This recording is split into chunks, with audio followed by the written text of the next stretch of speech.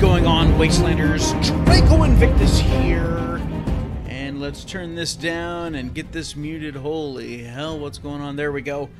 Get this music turned down some more. Hey everybody, hey Tom 1018 and Weirdest Inc 6. Welcome to the stream. We're going to be talking about Fallout 76, the stress tests, the betas, the launch date, my thoughts, your questions, my hopeful answers.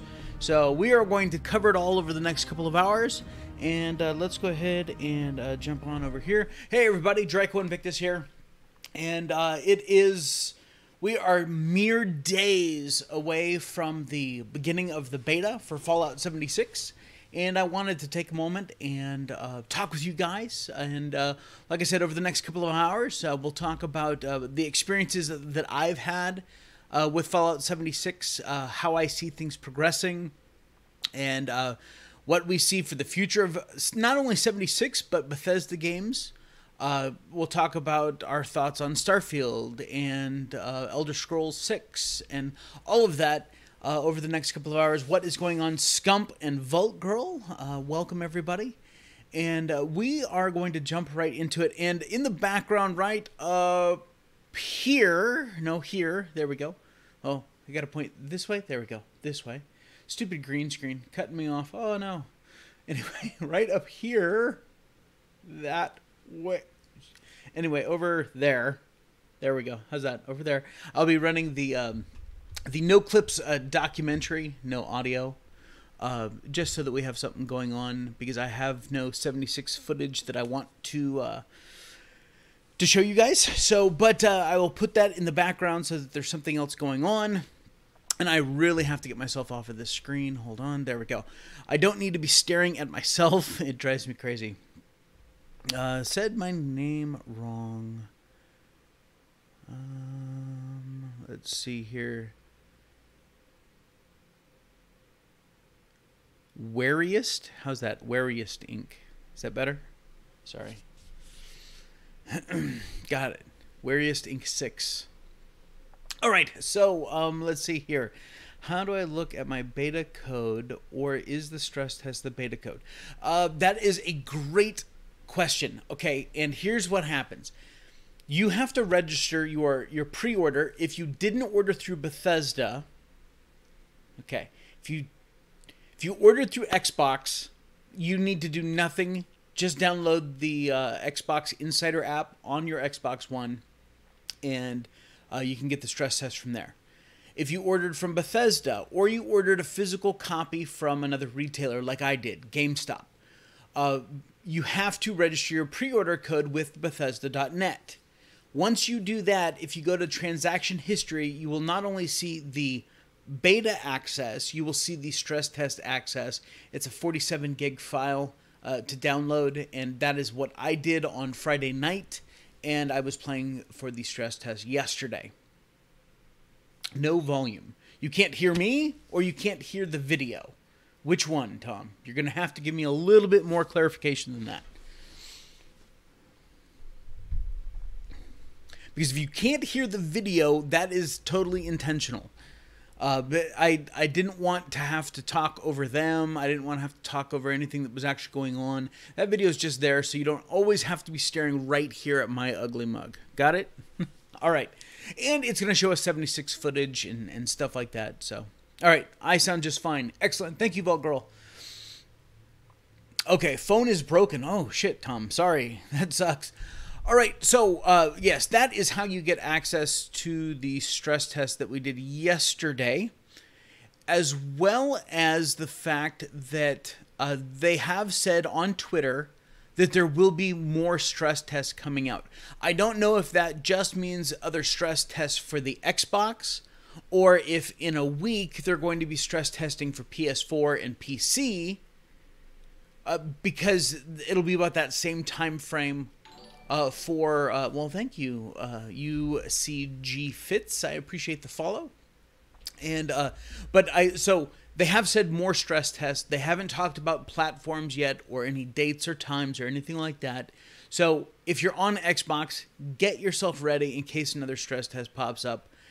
Because I will say this. Now, I'm not going to go into a lot of specifics. Not that I'm worried about the NDA or anything like that, because I didn't capture any footage from the game. I'm not going to be giving away any spoilers or anything like that anyway. I'm going to be talking about my experience. And but I also don't want to spoil anything for you guys, because that is one of the great things about especially a Fallout title, is that experiencing everything for the first time, that first playthrough when you know nothing. I love going through that, and I want to make sure that I'm not the reason why you don't get that. So I will talk about some of my experiences, including facing off against a level 31 Alpha Deathclaw at level 5. So we will talk about that. And I will talk a little bit about the game mechanics and stuff like that. But again, nothing too spoilery or anything like that. I want this game to be as fresh for you guys as the opener was for me during the stress test yesterday. Do I have access to the actual beta code? The reason I ask is because I can't click on the details for the beta, but the stress test allows me to. The beta, you're not going to get anything from the beta until the beta launches. So if you're on Xbox, which I'm assuming you are, because you're talking about having stress tests and all that stuff, the beta launches on the 23rd for Xbox One, launches on the 30th for PS4 and PC players. So you won't be able to do anything with the beta until those dates. So don't even worry about the beta. The stress test is a totally different thing, which I'm sure once the beta launches, I will be deleting the stress test off of my game just to free up 50 gigs of space. But and that has always, wariest. That idea of exploration is what has always made Fallout so incredible to me, and I would never want to ruin that for you guys. So let's talk really quickly about the stress test. I played for 4 hours and about 15 minutes. They said it was going to run for 4 hours from 5 to 9, or 4 to 8. 4 to 8 Central Time, that's what it was. 5 to 9 Eastern Time. And it was about 3:45 that my good friend Phoenix Embrace posted a message in my Discord channel. Hey, I got into the stress test. Let's go. And so I immediately jumped on, got into the stress test, and we actually got a little bit more than 4 hours to play with the game. As far as the intro, I didn't spend a lot of time in the vault. Mainly because I know that there's not much to do in the vault. You got to pick up a few items. You got to pick up your camp and some stim packs, Radaway, that kind of stuff. And then you're gone. And from what I know, you can't go back in anyway. Once you're out of the vault, you're done with the vault. So I didn't spend a lot of time with that because I figured for my first actual playthrough, I'm going to take my time. I spent 3 minutes modifying a character, just kind of getting looking at some of the different presets that they have. But I know that for my first real character, like when that beta hits, I'm probably going to spend 15, 20 minutes tweaking that first character, getting it to look just right. But all those controls were there. I could go through the presets. I could change the face and the hair and the scars and all that stuff. So it's all there. And we've seen all that footage before. Matter of fact, even in this no clip documentary that we're showing here in the background, they even show the character building mechanics. That's all the same. Before I even made it out of the vault, I leveled up. So there is that as well. And so you hit the floor running.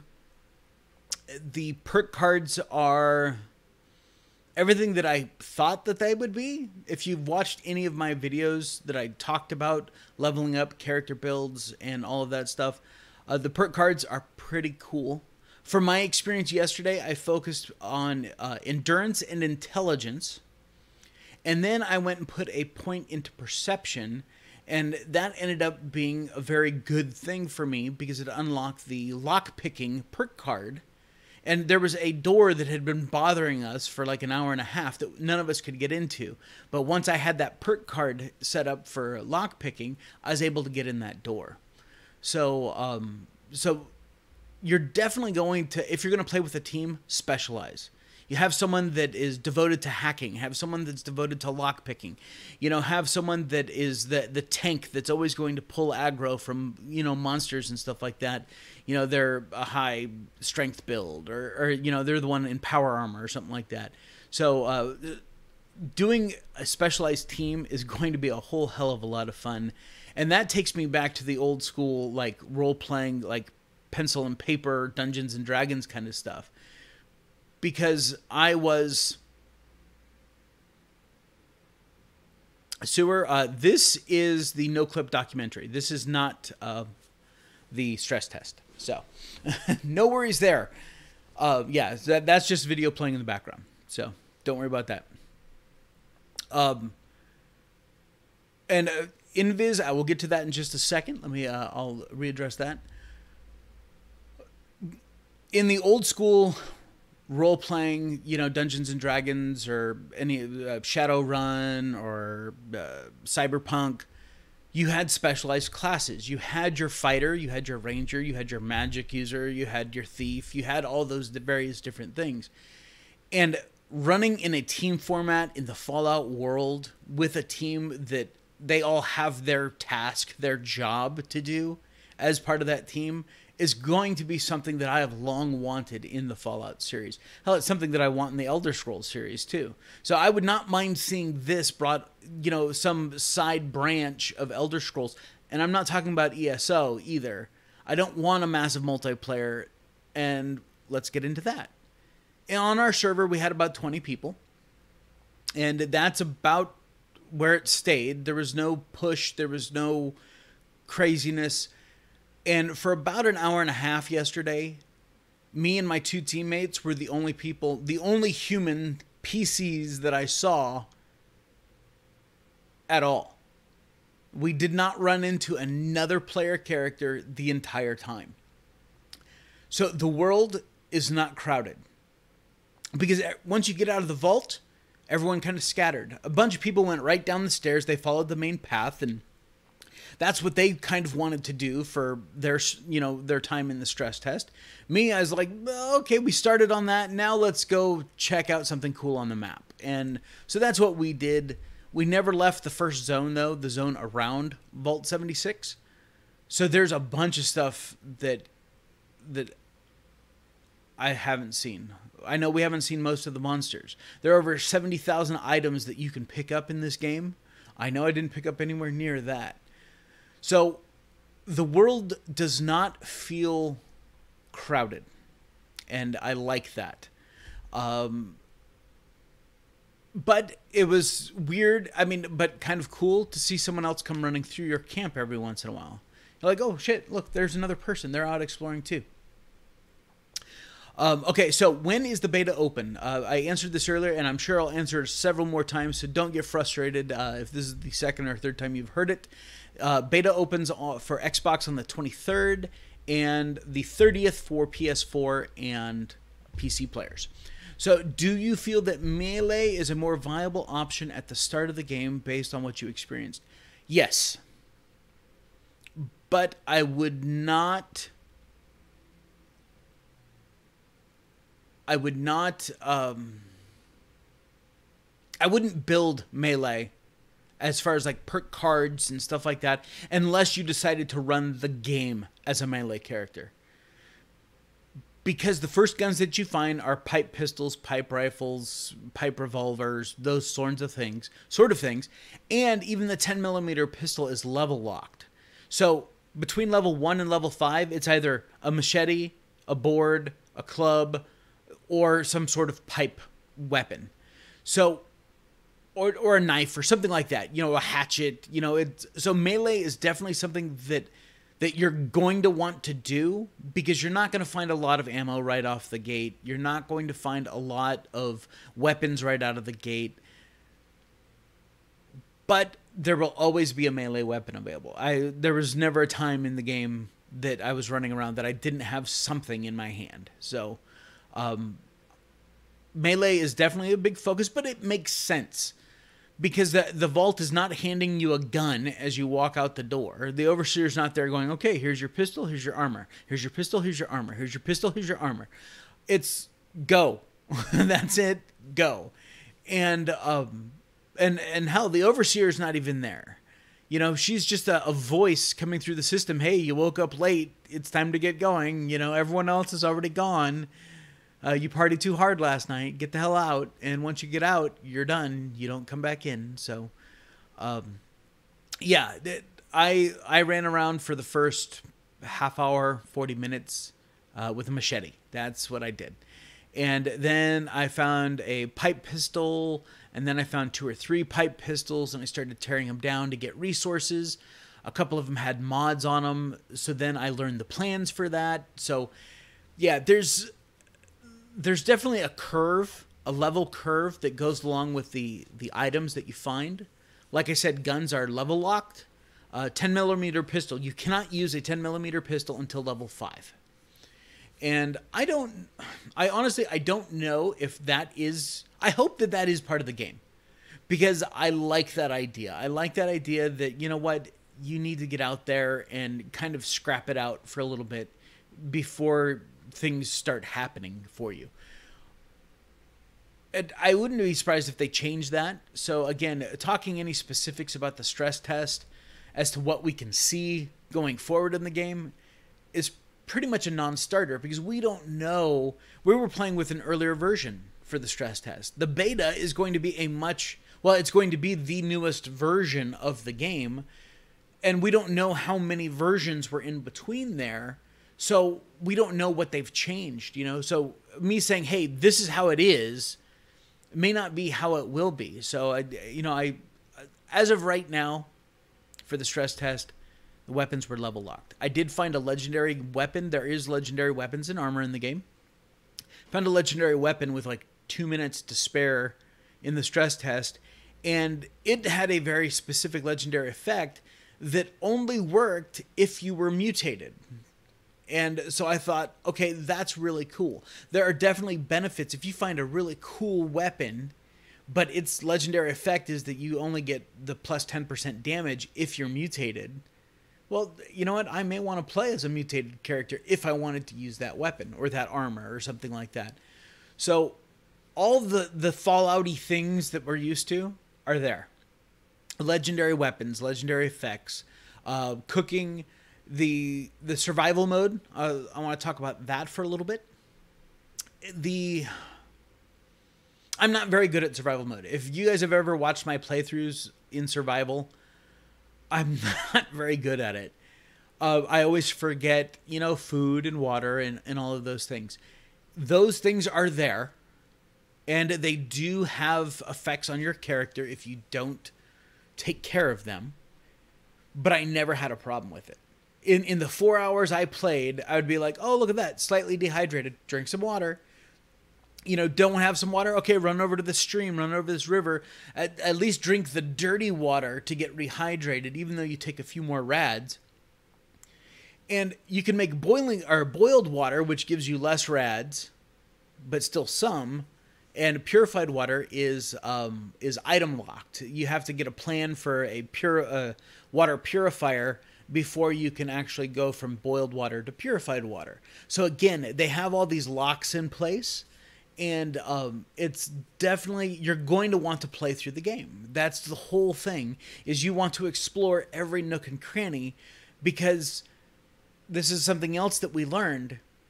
Things aren't static in this game. You aren't going to see YouTube videos, hey, here's the locations of all the bobbleheads in the game. Here's the locations of all the magazines in the game. Because it seems like it is very random as to where those are. I'm sure there are specific areas where they populate, but it may not be the same bobblehead that repopulates in that area 5 minutes later that was there last time. Because I spent 5 minutes in an area where Phoenix had found a medicine bobblehead. It never respawned for us. You know, I upstairs, downstairs, I looked all over the place, and no new bobblehead respawned. Now, it could be that as soon as we left the area and someone else came in, that it respawned. I don't know the game mechanics of that.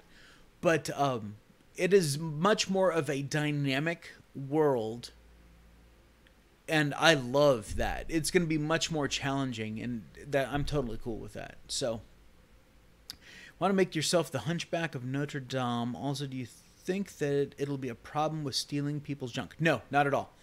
I did not play with crates, but I did play with stash boxes. A stash box is something that you can build in your campsite, and there are stash boxes all around the world. I say all around the world. I'm saying they're in other locations around the world. The group campsites, I'm sure you guys have heard about those. We took one over. It had not been claimed, of course. But we took it over and we built some stuff at it, and I dropped a stash box, not knowing that up in the building, still in the build area, but up in the building, there was already a stash box there. And when I access the stash box, it's my stuff. When Vault Girl comes right behind me and opens it up right as I close it, it's her stuff. There is literally no way for her... Oh, God, sorry, guys. There's literally no way for her to see what my stuff is in my stash box. So I don't think that we're going to have to worry about anyone. Again, I didn't play with regular crates and other kinds of storage stuff. So that is something that I'm definitely going to take a look at the next time. Simply because I do want to... Hey, guys, I put this in here. Will you come over and see if you can find something, you know, in that crate or what? So, but yeah, it's the stash boxes are cool, but they have their limits too. I think it's either 400 pounds or 400 items. I'm not sure which. But 400 is definitely the number that I heard. I wasn't paying attention. There was so much going on, and I was trying to absorb so much, I just overlooked some things. But yeah, there is a limit to how many things you can put in the stash box, either by weight or by count. And I don't know if that's slots, like if I put 99 wood in there, is that 99 items, or is that one item stack? You know, that, again, it's going to take a lot more testing to figure that out. And I'm sure I'll be making videos about that kind of thing, those kinds of mechanics. But yeah, the stash boxes are absolutely stored in the cloud. And when you access it, it is just your stuff. So that's very cool. Plasman, what's going on, buddy? Welcome. So what other questions do you guys have? Again, I'm trying to avoid any specifics because I just don't want to spoil anything. And I appreciate all of you guys coming and hanging out. Check out my cool Venom cup. Awesome movie. Tom Hardy, hilarious. But anyway, there was no nuke. Everyone that was playing started out at level 1, and the next stress test will be a fresh wipe. So we'll all be starting out at level 1 again. The nukes, the nuke codes, that is all endgame content. That's level 50, 60 and above. That's very much later in the game. The nukes are actually part of the main quest line. Finding the nuke silos and all that stuff, that is a task that is given to you, I believe, by Vault Tech. I think that that remnants of Vault-Tec are still around, and they're working through the Overseer to kind of get you into those points. So I think that the whole nuke silos, nuke codes, that is all part of the main quest line, and we got nowhere near that in 4 hours. Vault Girl needs a lot of stim packs, and yeah, to save you a lot of stim packs, Plaz. And that's another thing. Stim packs, you can find them, you can make them. Granted, I think creating an actual stim pack is level locked or plan locked. There's keep in mind. Okay, so when I say level locked, that means you can't use this item until you're level 10, level 15, level 20, whatever. I found a Gatling laser. This thing was massive. It looked cool, but I couldn't even use it. I could pick it up, but I could not equip it until level 30. So yeah, there's definitely tiers to what you can do when I refer to level lock. And when I talk about plan lock, there are plans or recipes in the world. And you can buy them, you can find them. They're out there though. And so you may not be able to craft something, a food item, a stim pack, something like that, until you find the plans for it. So again, adventuring is the theme, exploring is the theme of Fallout 76, which is what it is supposed to be. It's not only a Fallout game, which is totally based on or it used to be based on exploration, but it's indicative of that whole role-playing aspect. What do you want to do? Do you want to go out and just kill people and take their stuff, or what?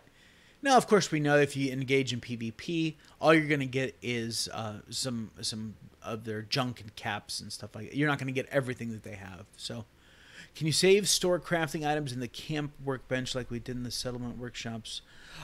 Yes, essentially, no and yes. The workbench itself has no storage. You have to build your storage. So you have to build a stash box. Because I looked at that, and you don't have... When you set up your camp either sets up or tears down. It does not act as storage like the workbench did. Now, you do see the workbenches at the group camp areas that we've talked about. I was like, hey, look at that. It's the red workbench. It's the workbench that we know from Fallout 4. But it had no storage capability either.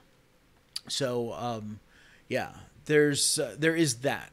But what I did find out is that when you go to a cooking station, even out in the world, apparently, if you have stuff in your stash box, the cooking station will access the stash box to get your stuff. Because I had at one point like over 600 wood stashed in my stash box, and you go through wood for everything. When you use a cooking station, you need wood. It makes sense, right? I need wood to create the fire, and then I need the ingredients. So, yeah, everything you make in a cooking station requires wood. But I had a lot of it. It's easy to find. But it appeared, and again, I need to do a little bit more research on that, but it appeared from my limited, play that the cooking station accessed the stuff that was in your stash box. So that was pretty cool. Are there any easy West Virginian gals in the game? If not, I'll fill. Oh, hey, Otto. How you doing, buddy? Damn it, dude. Welcome to the stream, brother. I did hear the voice chat at the very beginning. It was the proximity voice chat, which means that, and it's turned on by default, and you can turn it off. But there were a couple people that had their mics hot, and I could hear them just kind of talking about things that they were seeing. They probably didn't even realize that other people could hear them. And, of course, when I was teamed up with Denise and Mikey, and we were using Discord, so we weren't even using the in-system voice chat through the Xbox. So, but yeah, I did hear the proximity. I was like, holy hell, who's talking to me? And then realized they weren't talking to me at all. So I want to pause here on this map. Because this is the green area on the well, I guess you can't really see a whole lot of it, but this green area right up in here, this area up in here, is where we were exploring yesterday. And coming out of the vault in Fallout 76, yeah, I think most people will go especially if you're just going to be pairing up with people that you already know. It makes sense to go the Discord route. But anyway, coming out of Vault 76 felt like coming out of Vault, what was it, 101, 111? In Fallout 3. In that you had the vault right behind you, but you could pretty much go anywhere else. It felt the same exact way here. And it's exactly what happened here. Most of the people went straight south because that's where the quest marker was taking them. 101. Thank you, Vault Girl. I knew you would know. See? That's why I love you. I adore you. But Phoenix, for example, followed the road to the north. She followed Highway 93 or whatever that is. And Mikey and I, we went south at first, and then we decided, hey, we want to go west. And so we went over toward the Mothman Museum, ignoring all the quest lines and all that stuff. And it's that sense of openness that, hey, if you want to just follow the quest, here's a quest marker on your little bar at the bottom. But you can pretty much go wherever you want. In Fallout 3, you had the little town, and Valgirl will remember the name of the town. It was just to your left. It was actually closer to you than Megaton was. And the first time I ever played Fallout 3, I actually went to that town first because it's what caught my eye. I totally squirreled. Even though I knew I was supposed to be heading toward Megaton, I was like, oh shit, what's this over here? And I love that aspect. And it's something that kind of gets lost in Fallout New Vegas and Fallout 4. And I'm glad to see that they're going back to that in Fallout 76. And I hope that they stay on that track for future titles. Because that's one of the things that I absolutely loved about the Fallout games was that sense of exploration. How does it feel with NPCs? Well, there are no human NPCs. Not one in the game. Every human that you meet is another player character. But there were a ton of robots. There were super mutants that you could interact with, like non-violent super mutants. There are all kinds of creatures that you can fight and stuff like that. The world felt very alive, even though there were no other humans in it. Now, keep in mind, we were just in the first section. I only had 4 hours to play the game. But it did not feel hollow. A lot of people were talking to you on, we had like radio communications like, hey, I see that you just, came into this area, will you help me find this thing? You never meet that person because they thank you over the radio as well. But you do have the sense that there are other humans, or at least humanoids. They may have been, ghouls or something like that.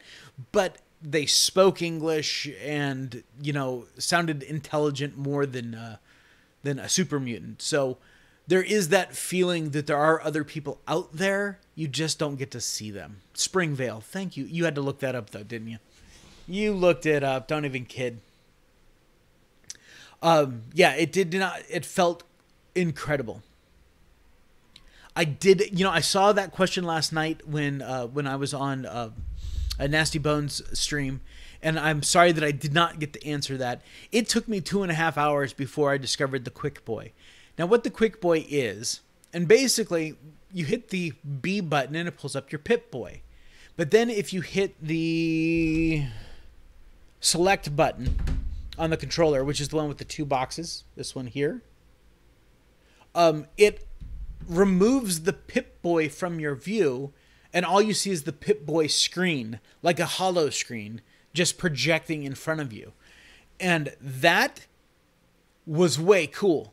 And now instead of having your arm and all that stuff, and I know that I'm purposely blocking my face from the camera, because that's what it feels like when you pull up your Pip Boy, right?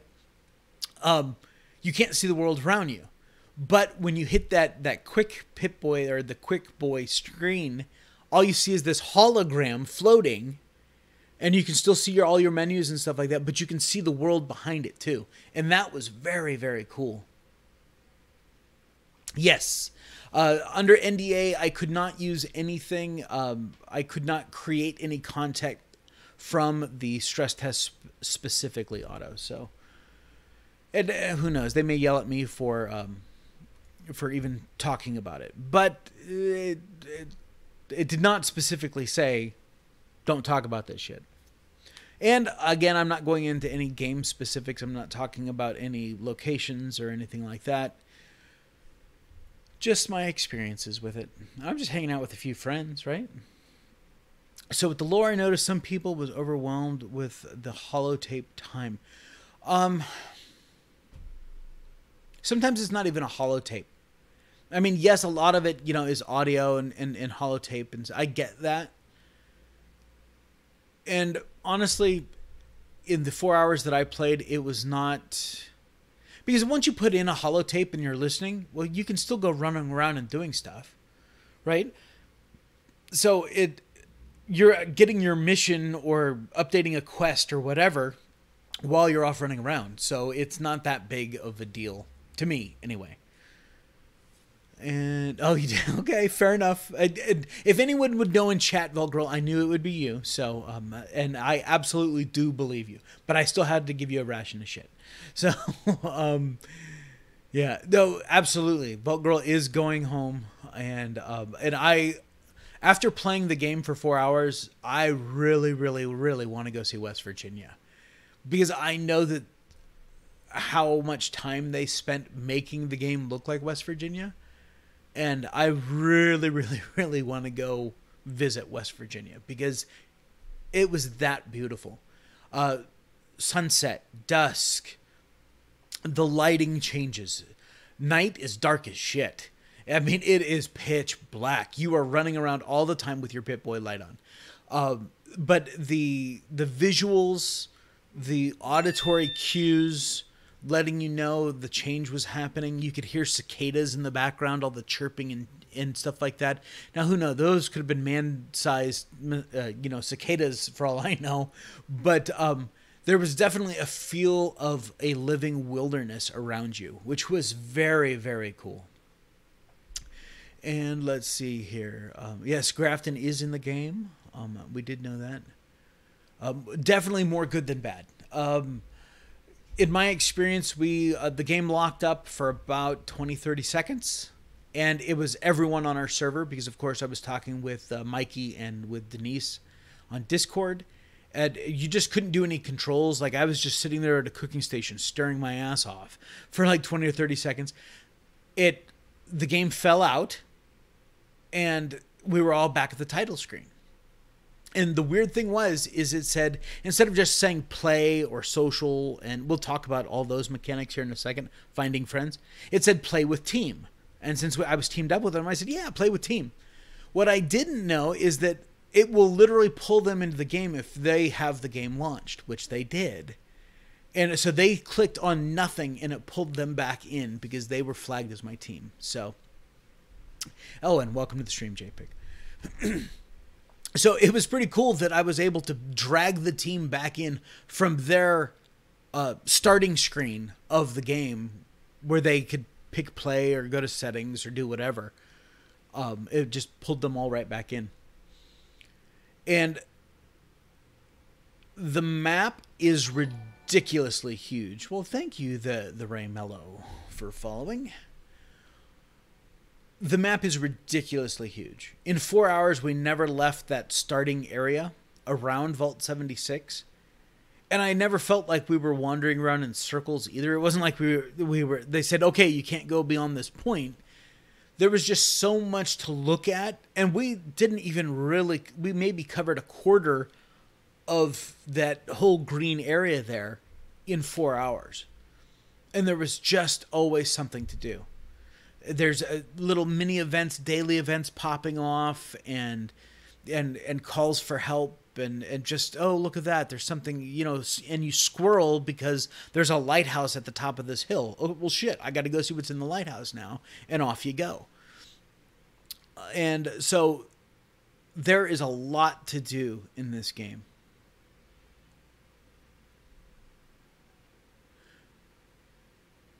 Yeah, that was, and I'm actually looking for. I don't want to be in the area when a bomb drops, but I definitely look forward to exploring an area after the bomb drops with the radiation suit, of course.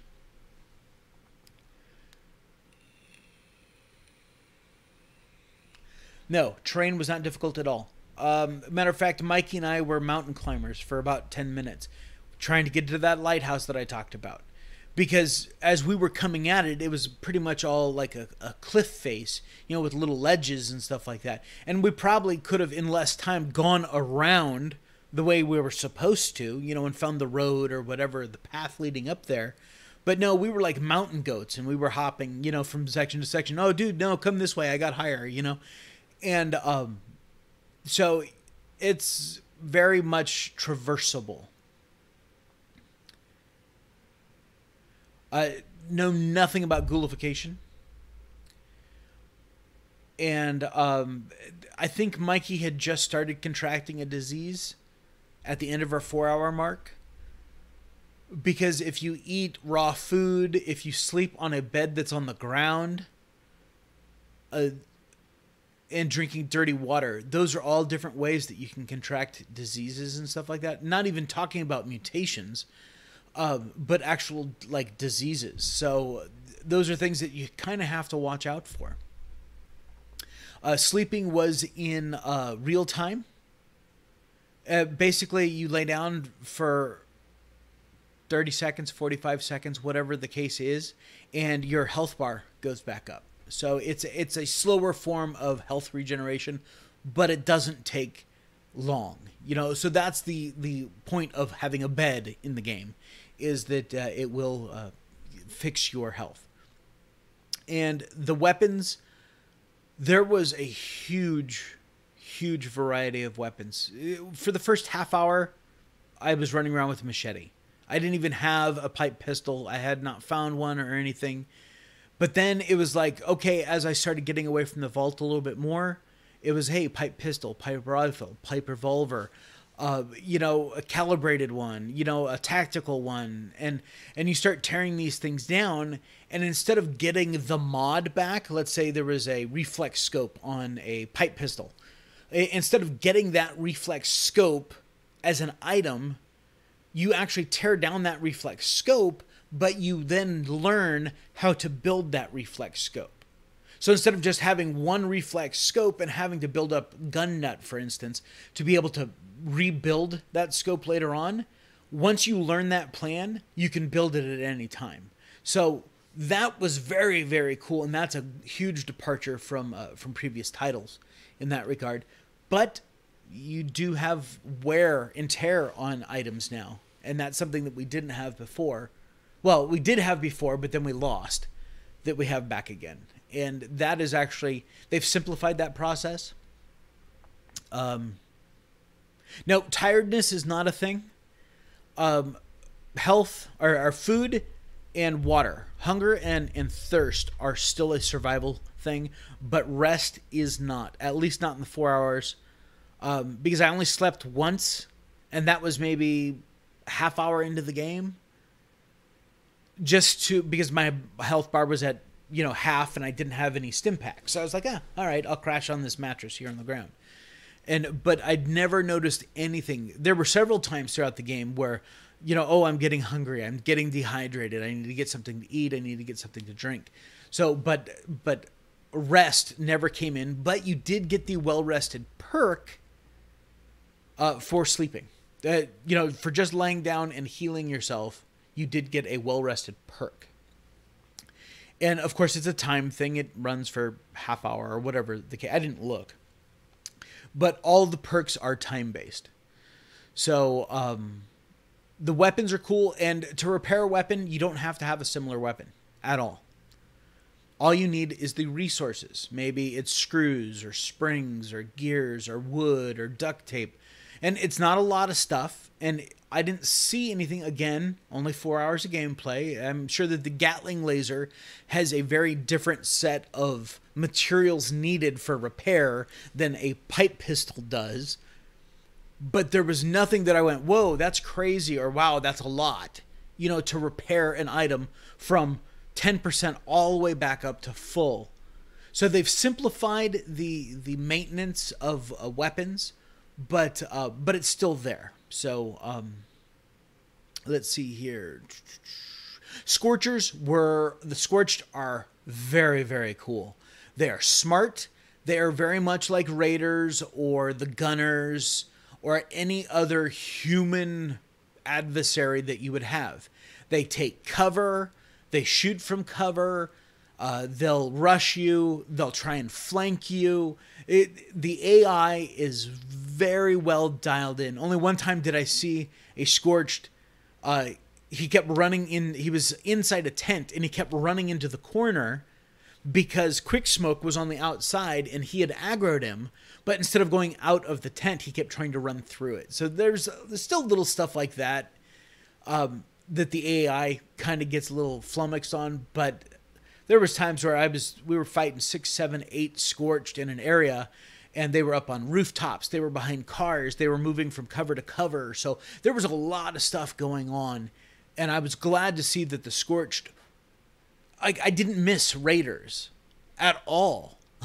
I mean, at no time did I go, wow, I wish I had some Raiders to fight, because the Scorched fill that perfectly. They're fearless. They're very on the edge of being feral as far as ghouls go. But, wow. Let's go ahead and restart that. There we go. But the Scorched were very, very, very cool. There is, last time I checked, which is right before I started this, there was not another stress test for today. But yeah, weapon condition, awesome. Does your team share loot, or it's all individually awarded, but like if you and I were just running through the game and not teammates, and I kill something, I would get the loot that's on that body. If we're teammates, then there could be loot on that body for one or both of us. Does that make sense? It should make sense. But yeah, and it's not any different, because I killed stuff before I was teamed up with Mikey, and it was, 2 or 3 things. And when I was teamed up with Mikey, I killed the same type of monster or creature, and it was the same 2 or 3 things, and Mikey had 2 or 3 things to find. So it does seem that there is a way to get more stuff by being teamed up, simply because you're not dividing the loot, it's multiplying the loot. Now, one thing that is very interesting was that, hey, Jason, welcome. And to anyone else that came in that I missed, welcome to the stream, everybody. 15 people watching. That's awesome. You can pick up your friend's scrap, their junk. And I almost did it on accident. We were fighting. We had stumbled across an Alpha Deathclaw, level 31. All of us were level 5. And it took us about 15 minutes to wear this thing down. We all died several times, but we finally figured out a way to get this thing dead. And we found a laser Gatling gun, and I think Mikey found one too. So on the Deathclaw, so that was cool. But it was level locked at level 30, so we couldn't use them. We could just carry it around. But your loot shows up as a brown paper sack on the ground when you die. And you get a little quest marker. Hey, retrieve your junk stuff. So you can run right to it and pick it up. But if you're on the same team, I went over to Mikey's bag and actually opened Mikey's bag, and I could see his junk items. He's like, man, I can't find my loot stuff. I said, don't worry, you only got 2 items in there, because I happened to be standing right over the top of it.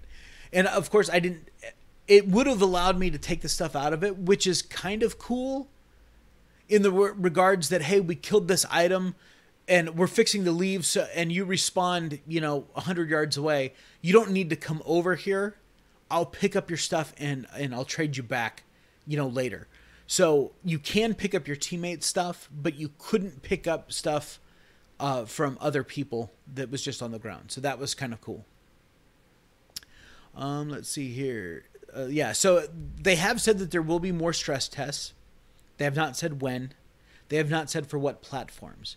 I imagine there might be one more stress test for Xbox before the beta hits on the 23rd. And there will probably most definitely be a stress test for PS4 players and for PC players prior to when their beta starts, simply because that's a different set of servers. And so they want to test how the PS4 functions on those servers and stuff like that. So they should be doing stress tests for all platforms before the beta launches. So just, if you're on Twitter, follow at Facebook, or not at Facebook, at Fallout or at Bethesda Studios. And those will, that's where you'll find out about the stress tests and stuff like that. So let's see here. Oh yeah, you will blow a ton of time just exploring. Ammo. There are, every ammo type that we've seen before is in there. And it is, there's a lot of it. I was running around with all kinds of ammo that I didn't really need, so I started putting my ammo in my stash box, the stuff that I wasn't using. But you can craft ammo from a Tinkerer station, and it's a pretty cool new workbench. And I mean, it looks very cool. But when you see it, you're like, all right, that's awesome. It's got like a soldering gun and like an ohm tester and a ammo press all mounted to it and stuff like that. It's very cool. And the more ammo that you either scrap, like scrap that weapon type, that uses a 38 or uses 308 or something like that.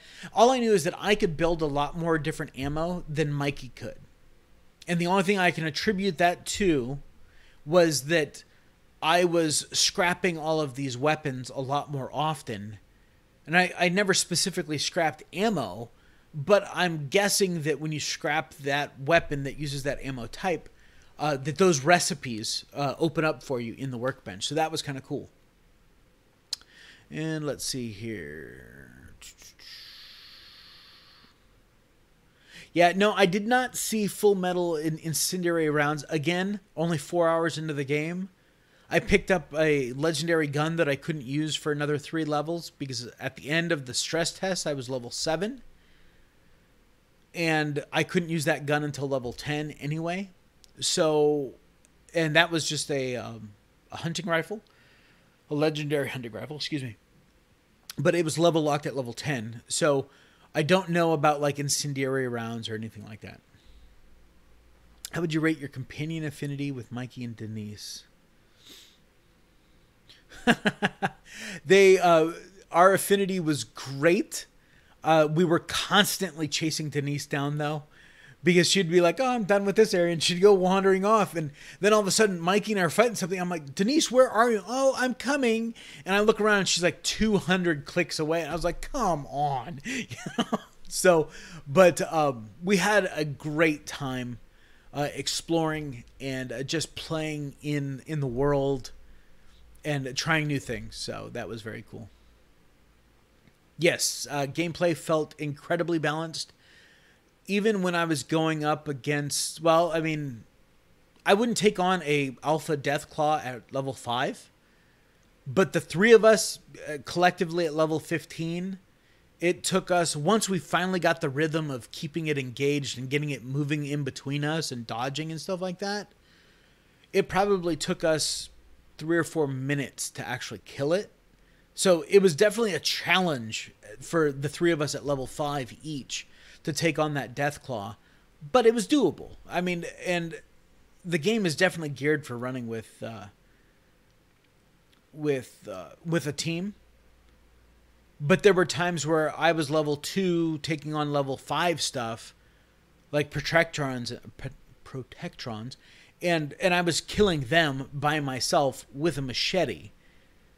I went through 3 or 4 stim packs in that time. So it's definitely more difficult. It is balanced towards team play, but you can do it. So, camping experience. I set up, or Mikey dropped his camp on the ground, and I wanted to know how far did I have to be away to set up my camp. It's a pretty good distance. The interesting thing is to see, and you get a little green ring around it, but I'm not sure exactly how hard that line is, and where I couldn't see Mikey's green ring. So I didn't know where his ended. I just had to keep walking until my camp turned green. So it would be interesting to see how close, is there any overlap? Is there a huge space, a small space? We're not exactly sure what that is, but next time, either during another stress test or during the beta, you can bet your ass I'll be testing that to see how close we can actually build to each other. And we also found a group camp, the bigger camps, and that was fun. It had its own event. So you claim it, and then you have to defend it like immediately. We got swarmed by mongrel dogs. They came in 2 waves. And so we had just enough time. I dropped down a little platform, threw up some turrets, and the turrets helped. And so that was cool. But one of the things that was the drawback that I'm assuming is just because it was the stress test is the build limit was stupid. It could not, it had to be intentional or a break in the game. Because we had put down 2 platforms, a couple sets of stairs, about half a dozen turrets, 3 small generators, and a fertilizer reclamation plant, and the bar was full. I mean, full. I couldn't put anything else down full. So there was something wrong there. Either they had it dialed back for the stress test, or that space was broken. I'm not sure which. But those are supposed to be spaces that they've literally talked about 12 players all getting together and building in the same space and building like this massive city space. And that was not the case in our experience. So that was kind of weird. But again, stress test, beta, it's going to be kind of weird like that. So can I role play as a barterer? Yes. You can engage anyone. Like you can just run up to some random person and say, hey, I want to trade. And you can see the items in their stuff. But I believe you can also flag stuff is, I don't want to trade this item. So then it wouldn't show up in that list. And the game by default sets values for everything based on, I'm sure, charisma and all that good stuff. And you can trade between your teammates, and I just slid the bar all the way down to 0 caps, and I gave Mikey some food stuff, because he was hungry and didn't have any prepared food. So I gave him a couple, like, Deathclaw steaks or something like that I had prepared. So I just handed those to him for free. So yeah, there are definitely different ways that you're going to be able to interact with other players. Yep, lots of Nuka-Cola. Yes, the weapons are level locked. The 5mm pistol does not unlock until level 5. I found one at level 2. So I was carrying around a 10mm pistol. Matter of fact, by the time I was able to use it, I had it calibrated, tactical. I did not have a suppressor on it because, again, I was only level 2 or 3. But I had scrapped a couple other ones and gotten a couple recipes so I could modify the one that I was had been carrying in my inventory that I had already repaired. It was fully ready to go when I hit level 5, and that thing was hitting much harder than if I just found a regular 10mm pistol on the ground. I did not find the Mothman. We did go visit the Mothman Museum, and because that was like, look, it's right here. It's right around the corner. Let's go. And I will not tell you what we found or didn't find at the Mothman Museum. I will just say that whole area is pretty cool. And it's definitely something that you want to go check out. Now, keep in mind what I find cool and what you find cool. 2 very different things. But there were signs of the Mothman. We'll just leave it at that. And no idea when the stress test servers will be back up. They will be announcing that on Twitter, and I'm sure on Facebook pages and all that stuff. So follow them on Twitter. That's what I'm doing. That's the only way I know that stuff is going on. Realistically, how easy do you feel it will be to place a blueprinted settlement? It depends. If we have multiple blueprints, which I've heard is up to 10, you can have 10 blueprints. Depends on which blueprint you want to place. I imagine it might be kind of difficult if you have a blueprint where you're set up on this nice flat piece of land in this valley somewhere, or in this meadow, and then you want to put that same blueprint on the side of a hill. It'd pretty much be impossible. But I plan on having multiple blueprints. And this is something that I'm sure when the game comes out, I'll do a traditional curated video about it. You know, the best way to run your camps. It's very cheap to move your camp from site to site to site. It's like 5 caps.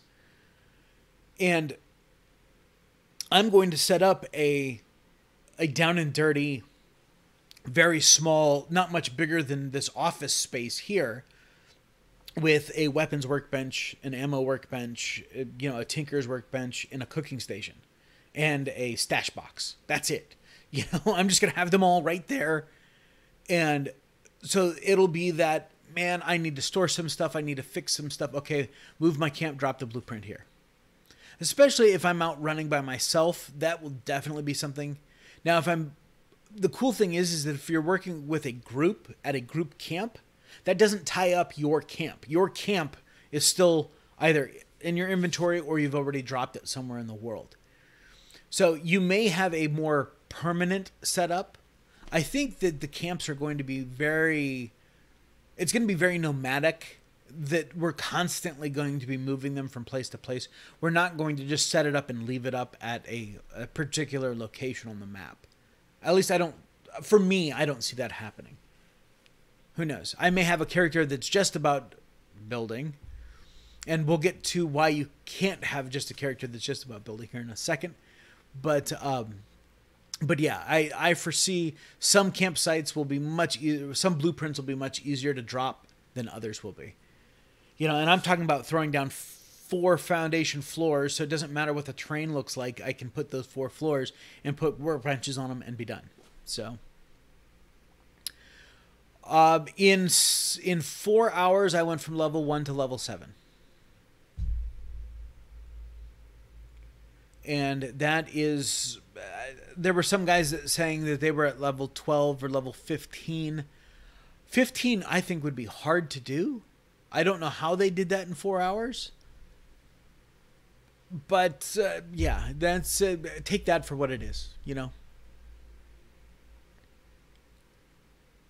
You can naturally just fast travel right to your map. Now, there is a fast travel mat, but it did tell me, like when I looked at the camp, it said, here's your camp. You know, I never fast traveled back to it because I never actually built much of anything that I would want. Just because we were finding workstations and then we had our group camp and stuff like that. But it shows up on your map as a location, and I hovered over it and stuff like that. So you could absolutely do that. Hey, Mikey, what's going on, buddy? Yeah, and I agree with that, JPIC, that because nothing is permanent once you log off, everyone will have to be a nomad. And I'm okay with that. You know, this isn't Fallout 5. This is its own thing. And they're taking aspects of things that we enjoyed from Fallout 4 and putting them into Fallout 76, and that's cool, you know, so.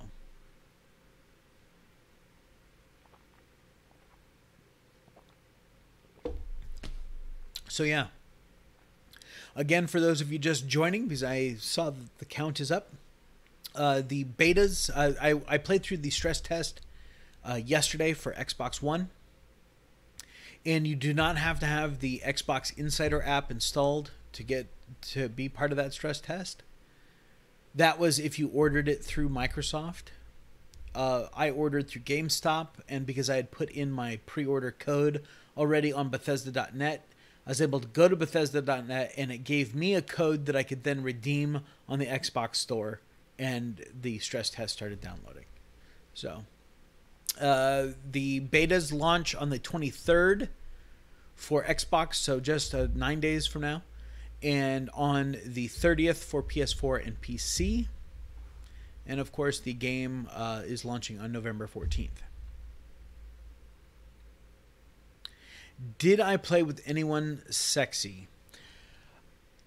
I did, but you know what? She's not here right now, so I'd rather not start rumors there, Mikey. and a big thank you to Mikey for Quick Smoke for playing yesterday. It was a lot of fun playing with Mikey as always, and that's one of the things I've always looked forward to with Fallout 76. But we got to play with the game mechanics too, about setting up as a team and doing all of those things. And I am appreciating the that sub there. I appreciate that. And let's see here. Mikey did not put on a dress. Hey, Miss Stella, so glad you could join us. And Mikey, Mikey had a little somewhat PvP experience, and since he's not here talking with me, I will explain it to him. We were sitting at a camping station along this river, and this guy comes up and starts shooting Mikey in the back of the head. And I'm looking down in the lower left-hand corner, because he's on my team. I can see his health bar, and that thing is barely twitching at all. And this guy's just like pow, pow, pow, just kept shooting him, wanting Mikey to engage in PvP. And Mikey was having none of it. And so after a minute, that guy just kind of wandered away. That was the worst griefing experience that we had in 4 hours of play. Is a guy blew through a crap ton of ammo, which is not the easiest thing to find, in an attempt to get Mikey to engage in PvP, and he did not reciprocate that. So yeah, and we should have, I said we should. Hey, Mikey, he shot you first. Go ahead and waylay him, and I will join in. Let's kick his ass together. So next time, damn it. And that's funny, Alex, that your kid got you into this game.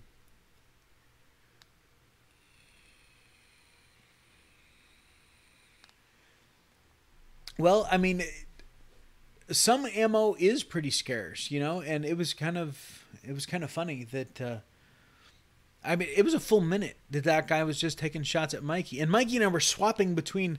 He'd get on the cooking station, then he'd get off, and I'd get on the cooking station, and we were moving back and forth between it. And this whole time, he shot me like twice, but the rest of the time, he just kept shooting Mikey square in the head. And and it was interesting to see how little his health bar moved, so that was cool. But yeah, that would not have been very fun, because little did he know that Mikey was on my team, because you can't discern that. I saw no other way to discern that with any of the people that we ran into. So the only ideas that you have about people are, and this is at level 5, if their name is yellow, they're on your team. If their name is like a creamy color, then they are a stranger, so they are neutral. And if their name is red, then they are an enemy. And so, yeah, that's the only kind of, you can see level and gamer tag. That's all you can see. And whatever the color it is. So. 308 was extremely scarce at that point. So.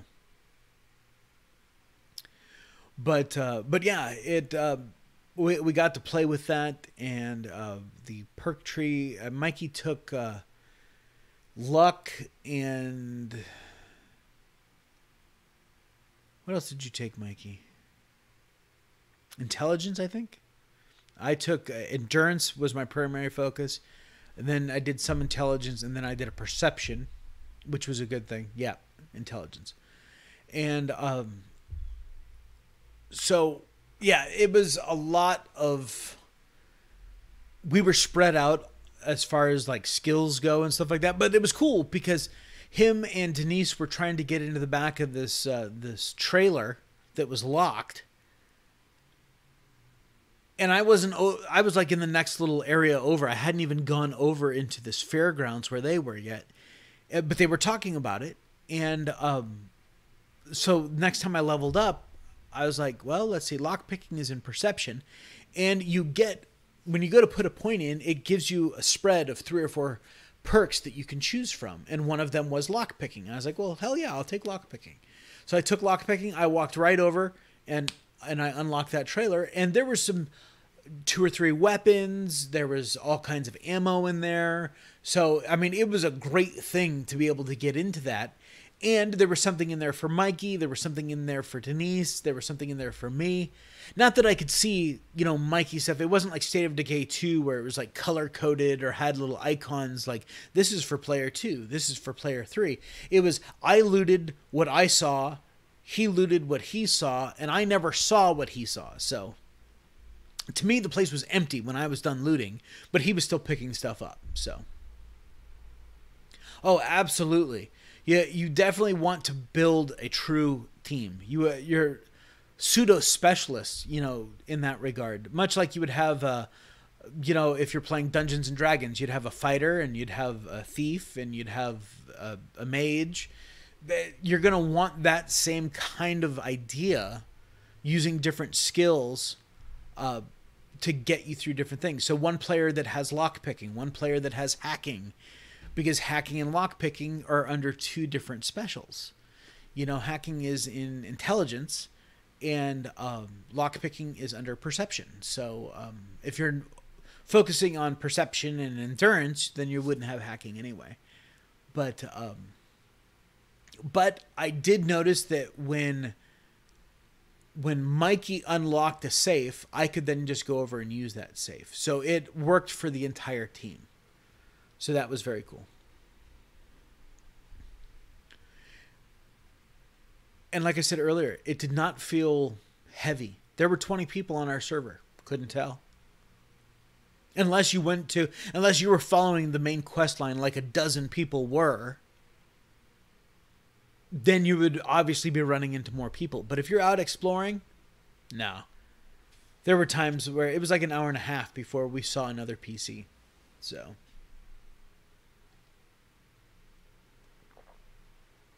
All right, let's see. Are there any questions I missed? I want to welcome all the new people. We're talking about Fallout 76, talking about the stress test that happened yesterday, talking about the upcoming beta that will be coming out in 9 days for Xbox and, 2 weeks for, close. Just over 2 weeks for PC and for PS4.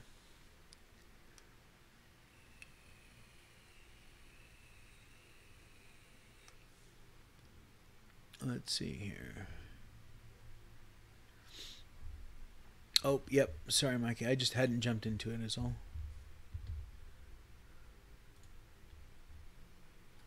There we go.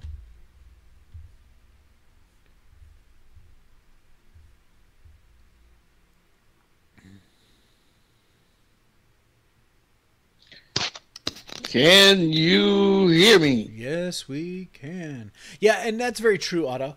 But doing the daily quests, defend this location or do this thing, we were getting 250, 300 XP for completing those little daily quests too. So it was very cool that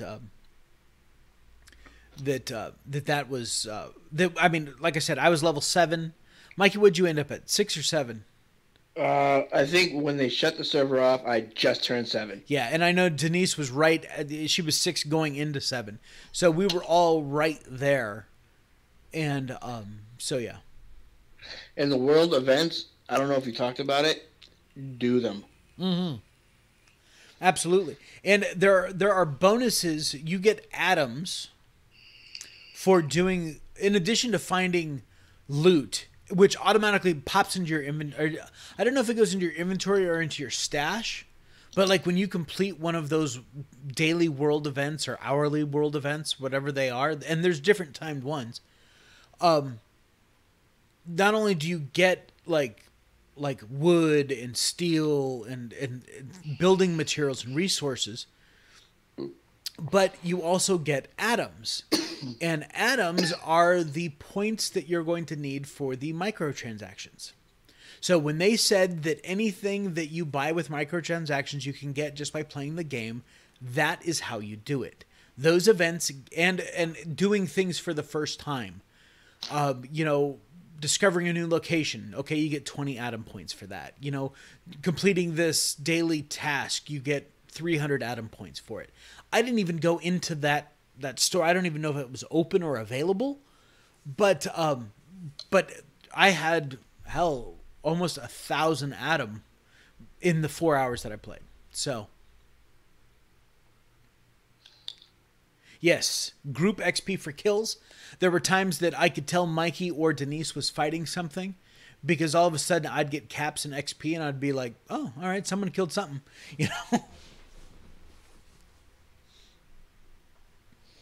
Now, and there is a place called Deathclaw Island. Yes. Stay away. No, go there. Check it out. Yeah, and Mikey, I'm not telling them what we did or did not discover at the Mothman Museum. I'm leaving that up to their discovery. I don't want to spoil anything for anyone, so. No, not at all. It's something that you do. When we first took over the group camp, you got atoms for taking over the group camp. And then we had to defend it. You got atoms for that. It was attacked by robots later on, like an hour later. Okay, we got more atoms for that. They just... At first, I didn't even know what they were. I was like, what the hell is that? And it wasn't until about 3.5 hours that I was scrolling through a screen and I was like, oh shit, I got a lot of those. And then I figured out that that's what you use for microtransactions. That's their currency. It does not feel grindy at all. Play the game, it happens. So. No, you actually feel like you earn them too, because every time you do something new, like you said, like if you find a new recipe and you craft something, you got atoms for that. And they're averaging like 20 atoms per action. Morpheus, welcome to the stream. Great question. And we actually have experience with that because Denise was having an issue where she couldn't see us on her social pane. And when I say pane, it's like you go to your map and you press the right bumper and it opens up this whole new pane on the right-hand side and it shows everyone that's on your server. And then there's a couple more tabs and one of those was friends. So I could see that Nasty Bones 3D was playing. Wasn't on my server. He was grayed out. Phoenix Embrace was playing. Not on my server. Grayed out. And so I could see all my friends except Mikey. He was on my list too, but he wasn't grayed out. So I knew that he was on the same server as me. So Mikey and I, as a team, we jumped servers. I joined Denise on her server. Mikey joined. There was a small little glitch there where he was on our team but not on our team. It was kind of weird, which I'll talk about that more in a second. But it was super easy to find your friends, even if they were on a different server. It was ridiculously easy to jump servers, and it put us at the same point that we were at on our server. So that is the long about answer to get to your question.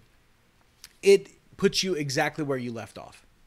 What I thought was awesome about that too, and I don't know if it was because there wasn't a lot of people stress testing. a lot of other games, when you jump servers to join a friend server, you get server full. No problems whatsoever. No, none. And I'm sure that, like I said, there were about 20 people on our server.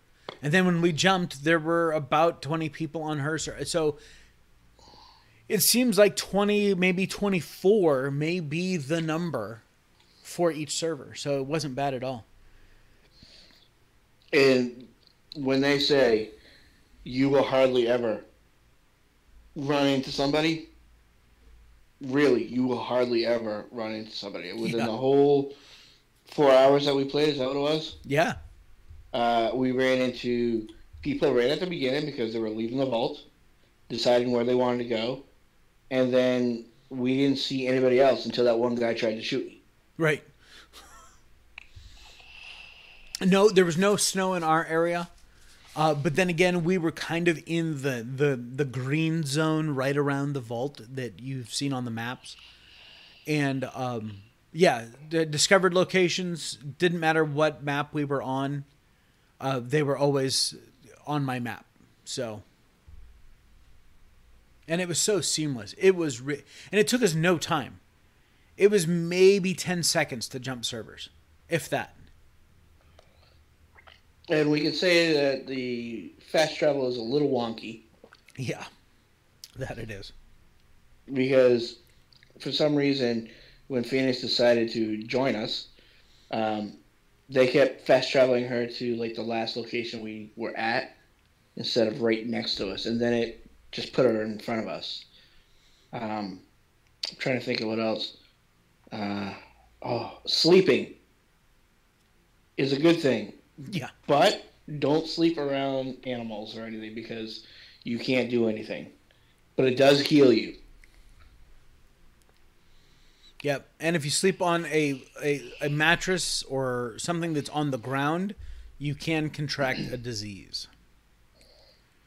And certain things you eat, when you pick up stuff to eat, it gives you a percentage of a chance to contract a disease.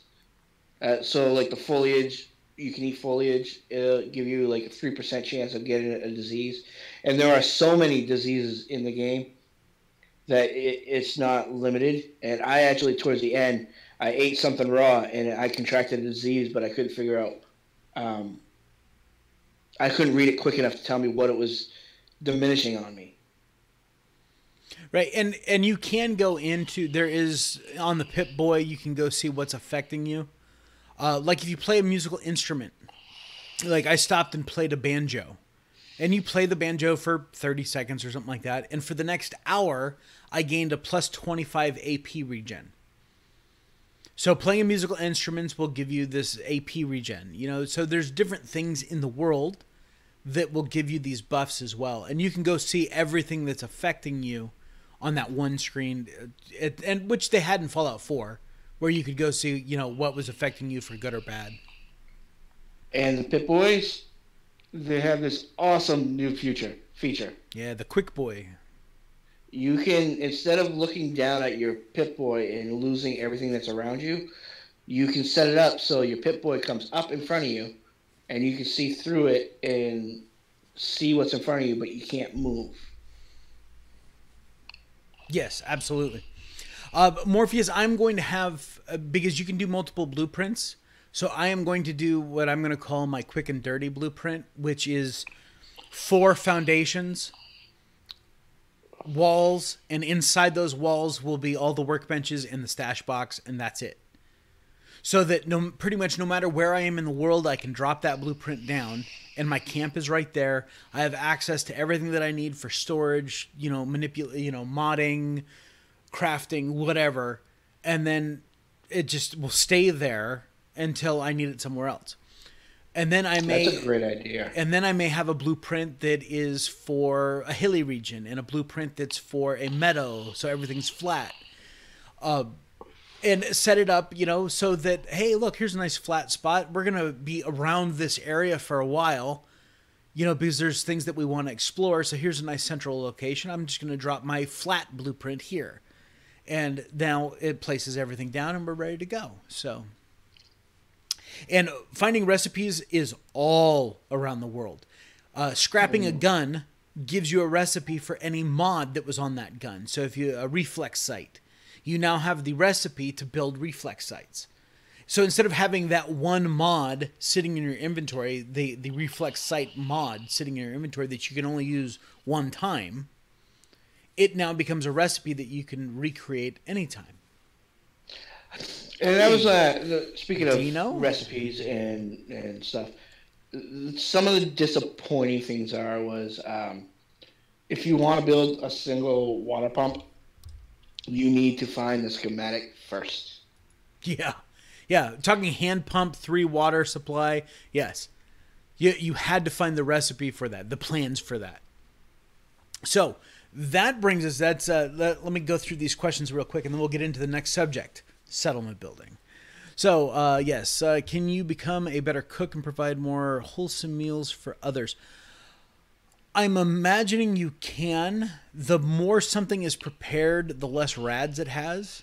Nothing I saw yesterday had 0 rads other than the purified water that I had found, or when I glitched the game. And yes, I did do a glitch that people still say doesn't work in Fallout 4, yet I got it to work in Fallout 76. It's amazing how the same engine has the same glitch. Who knew? Anyway, I did it to test the theory. It worked. So I stopped doing it because I did not want to get banned from a stress test. That would have sucked.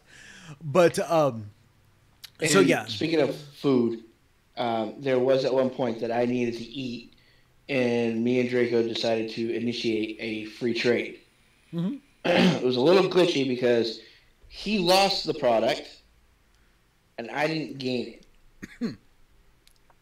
So I don't know what happened there, if we fucked up or if it was the game. Did. Yeah, we probably ended up dropping it on the ground in between us or something. Hey, and everything you drop turns into a paper bag. Yeah, multiple blueprints. Yes, and it is like an overlay, Stella. And that's exactly what it was like. Think of it as like a hologram. So, like when you put your Pip-Boy up, and I'm purposely blocking my face because that's the view that you see on the screen. You can't see anything beyond you when you're holding your arm up in the Pip-Boy. But by pressing this button on the Xbox controller, you switch it into the Quick Boy. And it's essentially like a hologram. So it's the Pip-Boy screen. You lower your arm, and it's just this hologram overlay, and you can see what's beyond you. So to Mikey, he was standing there looking at me. It looked like I was just holding up my pistol, where I was actually still in my Pip-Boy. I could still, maneuver through the screens. I couldn't shoot or anything. I was still in my Pip-Boy, but at least I could see through it, so I could see if something was coming at me. Nice, Dean. Well, it's coming out soon. It's going to be the topic of conversation for sure. Yeah, so Dean says if you would have looked in your inventory again, it would have been there. It happened to him too, so. But yeah, so let's talk about settlement building. Right now, you could pretty much, in Fallout 4, you could pretty much do no storyline, very little exploration, and get into settlement building, right? You can buy shipments, you could buy resources. There's lots of things that you could do to just do settlement building. That is not the case in Fallout 76. So many things are either level locked or locked behind recipes that you're going to have to go find or buy from vendors. And we saw vending machines for ammo. We saw, what was that other vending machine that we saw? Medicine? Health? Yeah, we saw a health vending machine. I know that there are NPCs, traveling vendors, that are ghouls, super mutants, robots, that sort of thing. So there are vendors still out in the world. So there's lots of different ways, and some of them will carry these plans or recipes with them that you could just go buy those recipes. But you're going to have to do some exploration if you want to build in this game.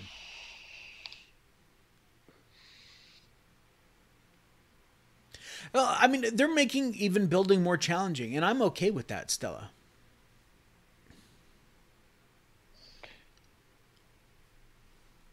Yeah, they smartened up on the building aspect of it because as far as we saw, there was no scrapping. Yeah, there is no scrapping. You drop a camp down, you're not scrapping the trees and all the stuff in your little build area. There is no scrapping. There is no more pillar glitch. Yeah. Nope. Oh, yeah. Yeah. No, cap is 4. You plus 3, Morpheus. The pillar cannot be placed by itself. It has to snap to something else. So the pillar as a pillar glitch, non-existent. Nasty Bones said that he tried doing a mass select, which is essentially what the pillar glitch is, and he could not get that to work either. I did not do a lot of building testing simply because when I got in and went, oh, look at that. I don't have the plans for that. I don't have the plans for that. I don't have the plans for that. I couldn't even build a settlement at this point. You know, at level 4, I could not build a true settlement because I could not provide water. I could not provide, you know, I could plant potatoes because I had some in my inventory. I could put down a small generator, but everything else I needed plans for. So it was kind of crazy. Oh, absolutely, Stella. There will definitely be new glitches.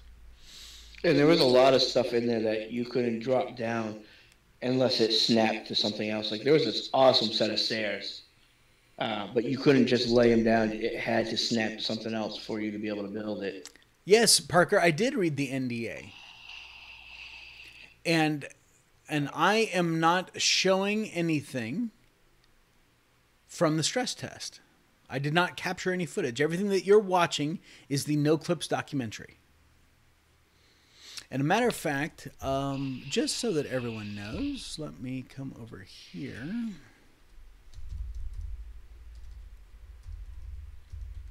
Uh, 76.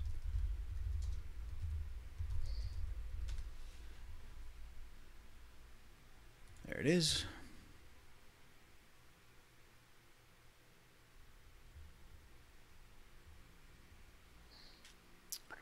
I wonder why they did that. That's kind of curious.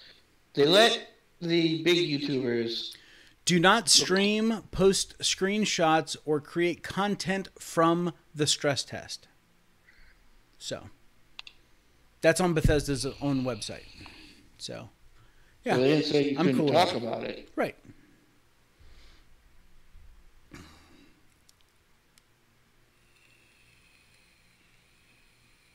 Right. That's why we're not talking about specific locations. That, and I don't want to spoil anything for anyone. You know?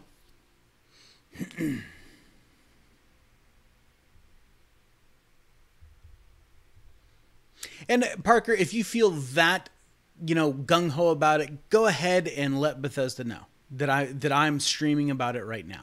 Please, feel free. Knock yourself out. Otherwise, be part of the conversation. Sitting here yelling at me about waiving an NDA and all that stuff. No. I'm not interested in any of that, so. Yeah. Good luck trying to ban me. That's what I got to say. Because, again, I'm not showing any footage from the stress test. My YouTube account is not tied in any shape or way or form to my Xbox account or my Bethesda account. So, yeah. Like I said. But yeah, I specifically looked for have conversation, and there's nothing about that. I'm not showing any footage that hasn't already been released. This is actually a documentary from NoClip about the making of Fallout 76. And honestly, Parker, if I thought that I was violating the NDA, I wouldn't be doing this at all. Yeah. Draco's the last person that would ever do that.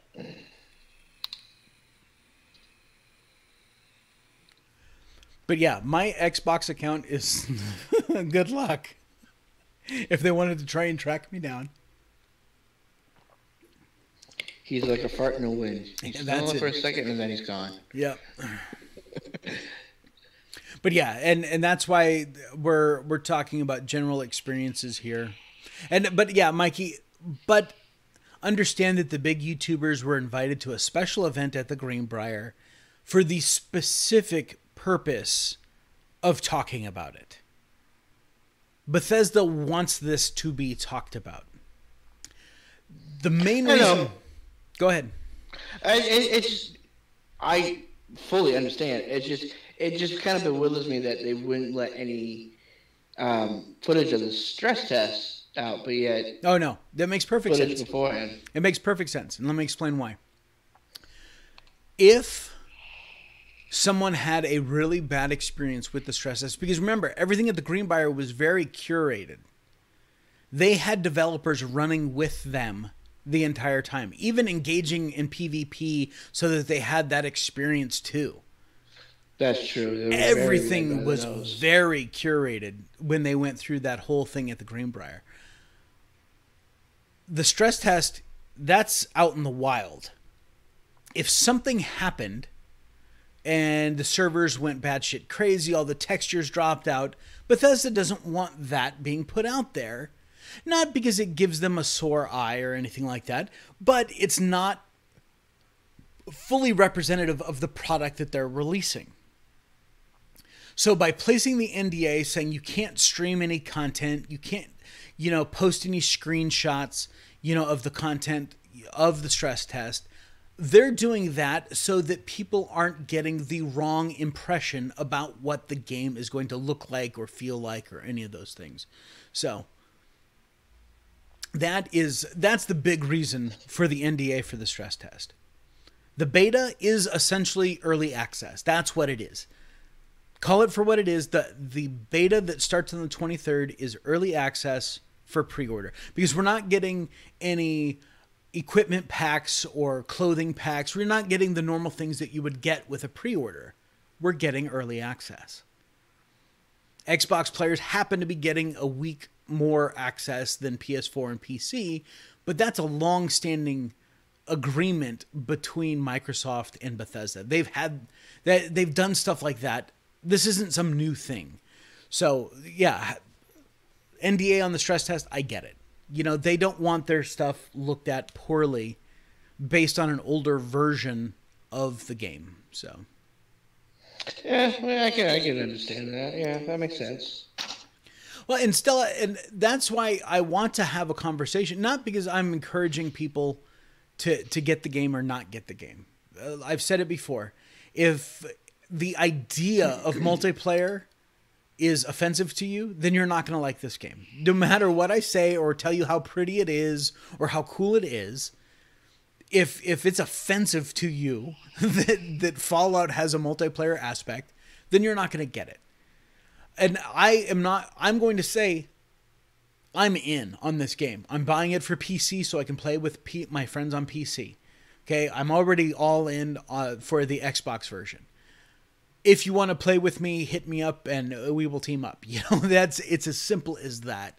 But if I can give you even my experiences without going into any crazy detail, I mean, hell, we can see on these screens here what the detail is going to look like. I mean, look at that storm system back there on that monitor. That's what the game actually looks like. You want to know if it's going to look cool? Guess what? It looks cool. Oh, it was stunning. Oh my It's god, beautiful. some of the views. And the lighting effects are great. So this conversation is just about, hey, here's our experiences. Take it for what it is. So I'm stoked that you're more excited for this game than you were before. I love that idea that I can help you, move in one direction or another. Hell, I mean, JPick could be listening to this and going, oh, God, yeah, I definitely don't want to be playing this. Because we know that JPick is not big on Fallout 76, and that's totally fine. I'm just glad that he's here being part of the conversation. I can honestly say, after my experience, and I said this right after we played, it's like crack. I was addicted. I wanted to discover more. God, I want to play today, right now. I wish I could live stream something for you guys, me playing, Yeah, and absolutely, JPick was scrapping. They're not going to let you scrap because the world has to be for everybody. So Strontium does win, except there were a lot of greenery in the area that we were in, JPick. So at the same time, Strontium loses. Yes, but trees are very important in this game.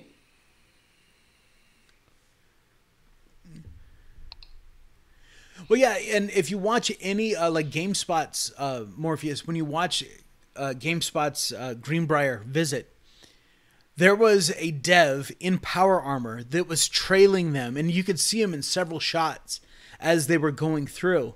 And then at one point, they totally engaged in PvP with this dev who was like level 30 something. And so it was crazy. And of course, he just wiped the floor with him. And the one dev, he was there on the ground calling for help. His little icon's doing this. And the dev just spun around with his like laser Gatling gun. It just shot him. And I was like, oh, that's cold. So yeah, it was cool to see the devs. And I'm sure the devs are having a great time with this as well. Because it's not often that they get, especially Fallout, the guys that are really, really loving Fallout, this is the first time that they've ever got to interact with their player base before. And I think that that's pretty cool, too. I'm hoping we see more of that as the game launches, because I think interacting with creators of the game is an awesome thing. Absolutely. And JPick, I know you're out, buddy, but I also know that you are a lover of this community, and you will still be here for us when we're live streaming, and you'll be asking us questions and talking trash about how, oh God, I hate that, and that's totally cool. I love that because I love you, brother. So, what a bromance. There's a lot of hate out there about this, Morpheus. I totally agree with that. And it's so sad, First off, to actually have hatred in your heart for a video game. There's some mixed priorities there, so. Yeah, Sony is doing us absolutely no favors. That is absolutely true, Stella.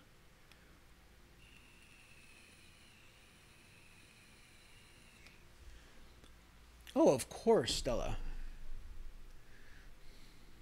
It's just green in that one area. The starting location is nice and green and pretty. And then you look at this area, there's not a tree to be seen. If you look in that video there in the background, Yeah,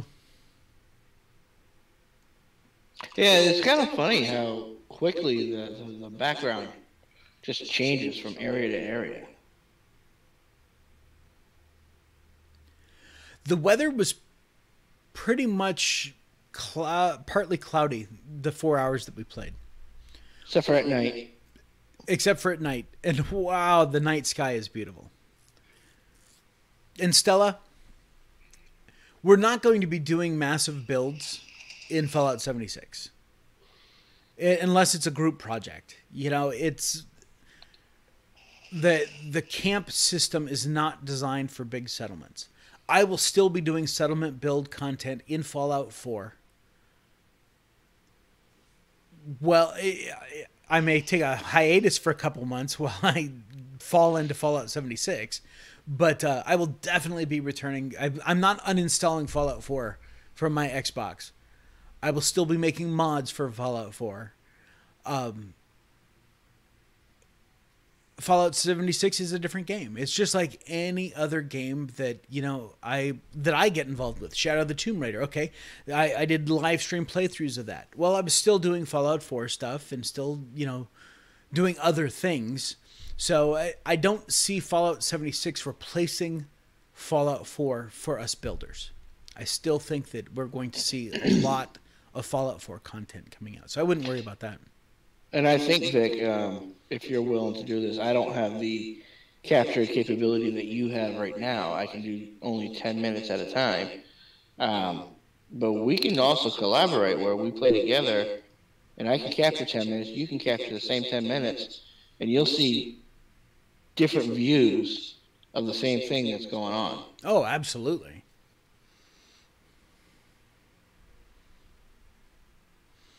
Let's see, certain day. Yeah, and is there a time frame, Stella? Really? There's no time frame.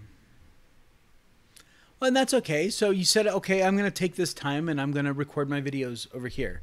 And then I'm going to go play 76. So,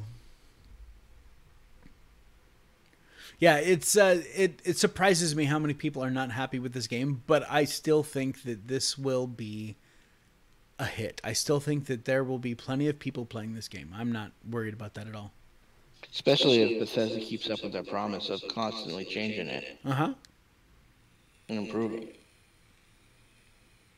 Yeah, if you're way into PvP, I totally agree with that, Dean. If you're way into PvP, this is not your game.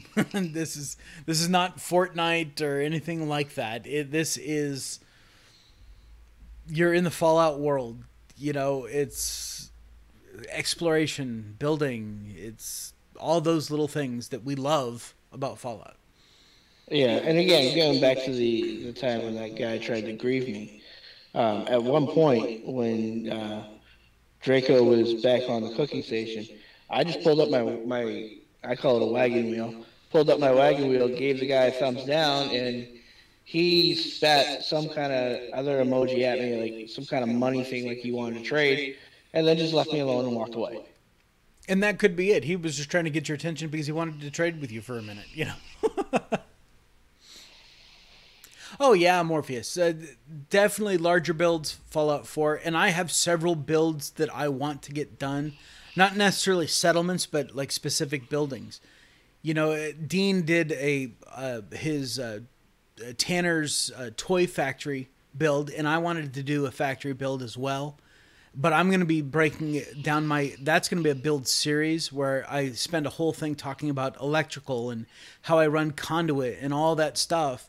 Because there's still people today that are buying Fallout 4. I see it all the time in my comment section. Hey, I'm new to this game. I came across your video, and I'm really digging this whole building thing. Thanks for that, you know? And so there are people that are still going to be picking up Fallout 4. There's going to be new players out there. They're going to want to see that content, and they're not going to know what the hell to do with a conduit, you know? And so making those kinds of videos is definitely something that I'm going to be doing in Fallout 4. To answer your question, Morpheus, which is a great question, me and Draco actually tested this out. I can see him plant his camp, but I cannot see him going through his menu, and I cannot see anything until he planted something. So that you don't see them, you see them build, but you don't see them build. And anyone can use his workstations, so you don't need to kill them to be able to go in there, as long as you're all friendly. Yeah, I couldn't see what menus Mikey was in. I couldn't see him flipping through things, but as soon as he placed a foundation, it was obviously right there in front of me. And we didn't do a whole lot of singular camp build. Once we found the group site, we kind of played with that a little bit. You know, I'd put something down, and then Denise would come behind me and put a turret on top of it, you know? So that was kind of cool. But the stash box is something that you build. And if you're in a group camp area, and this is something I didn't know, and I learned while we were playing, because we found this group area, and I said, oh, we can build that stash box. So I put down a stash box. Well, up in the building, in the build area, that was the existing building that was already there was already a stash box up there. Mikey had found it. And when he looks in the stash box, he sees all of his stuff because it's all saved in the cloud. When I look in it, it's all just my stuff. And so I never see his items. He never sees my items, so... That's something I do want to play with next time we get together. When there's another stress test, like I said in Bones's stream, I want to test you can plant your camps somewhat close, but not close. It's hard to explain. You have to see it. I want to see how close you can get your borders. And Cardstellar on Mixer, thanks for chiming in. Lots of new enemies. I mean, the Scorched are awesome. They fully replace gunners, raiders, and intelligent kind of creatures. They take cover, they shoot from cover, they move from cover to cover. They'll rush you if you get too close. Yeah, so they have those same mechanics that gunners and raiders did in Fallout 4. So the Scorched, I never going, man, I miss a raider party, or man, I miss the gunners. Nope, Scorched filled that perfectly. As far as new weapons, I know that there's new weapons. throwing knives. I don't know if you can retrieve them or not, but I saw that you could build them. Hatchets and axes and multi-purpose axes, and so there's definitely new weapons, new companions. Pitchforks. Yeah, flaming pitchforks. New companions. Well, you've got 20 of them running around on a server. You can have a new companion anytime you want. And let's see here. Hey, Phoenix. Welcome to the stream, dear. Let's see.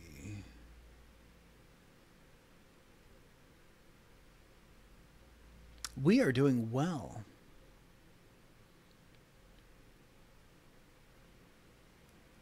All right, cool. Good to hear, Nasty. Carrie, nice to see you. I didn't play with that at all, Morpheus. I didn't see again a whole lot of player buildings going up. Matter of fact, the only other time that I saw a camp was actually the Overseer's camp, and that was just part of the main quest line. So yeah, I did not get to play with the destructibility of other people's stuff yet. The only people that are allowed to build at the group camp are the people that are on the team.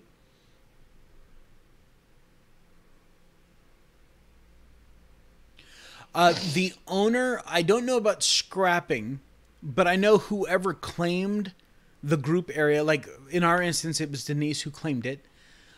There were walls that I could highlight, but when I tried to manipulate them in any way, it says only the owner can do that.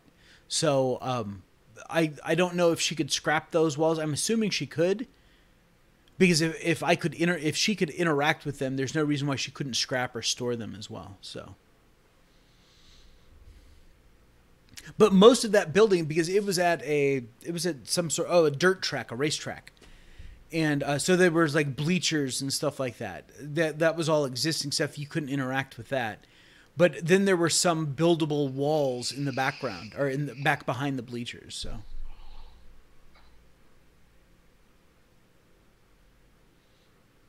and you definitely got to pay attention to your surroundings, because resources are everywhere. And I want to welcome everybody. Man, look up, got 28 people watching. Awesome. Across 3 different platforms. I am streaming on YouTube, Twitch, and on Mixer, so I did get my Mixer fixed so that I could be streaming back over there again. Yeah, Denise died a lot. So did I. It's because she kept running away, and then we'd turn around. Where's Denise? Oh crap, she's over there dying. So respawning. That's a good question. You can respawn next to your friends, and it marks where your dead body was, so you can go get it, your stuff.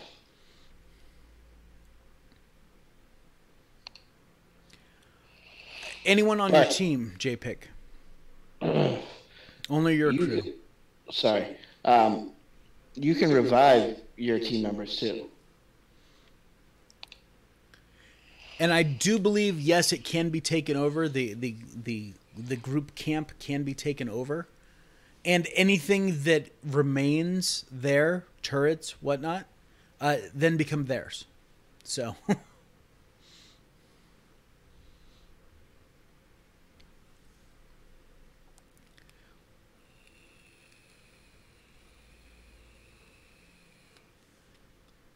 Yeah, Denise and her teddy bears. Yeah, walls, cars, everything has health. And here's the biggest reason, and this is actually the reason why walls have health, is not so that people can come in and destroy your shit. It's actually an anti-griefing tool. So that if someone wandered into your camp, you couldn't build walls all around them and basically trap them, make them a prisoner. So they had to give every player a way to break a wall so that you could get out of that trap, essentially. Do I have Discord? Yes, I do. Got a bunch of people on Discord.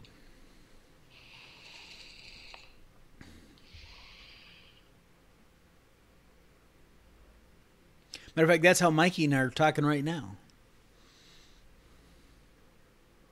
Yeah, a level 31 Deathclaw will kill a level 5 player in about 2 or 3 swipes. Or he'll foot stomp your ass right into the ground in one. So, all right, catching up here. We talked about respawning. Yeah, you can respawn at a location or with someone in your team. But like when we were fighting the Deathclaw, it wouldn't let me spawn at Mikey. It always spawned me right across the river from him. So it puts you in close proximity, but not right on top of him.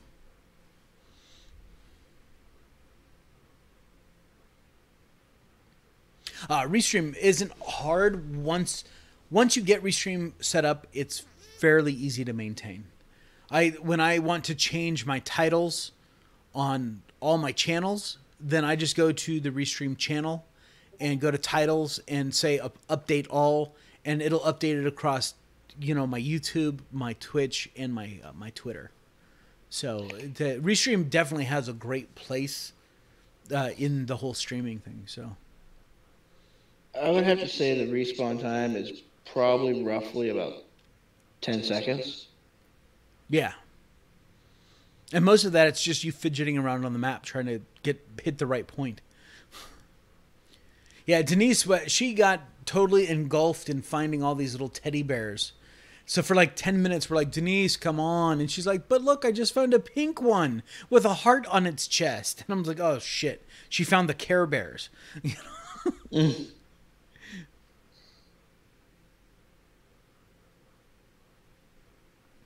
Yeah, Denise could not pick stuff up, so that was decorating. We'll have to see how that goes. All right, Dean, thank you for coming and hanging out, buddy. Appreciate it. Hey, Di. Here's something that I also noticed pretty quickly, actually, is that it doesn't matter what your character naming is only for you. So that because you can create multiple characters, so no one else will see that character name though. You only see gamer tags. When you're running around the world, all you see is people's gamer tags. So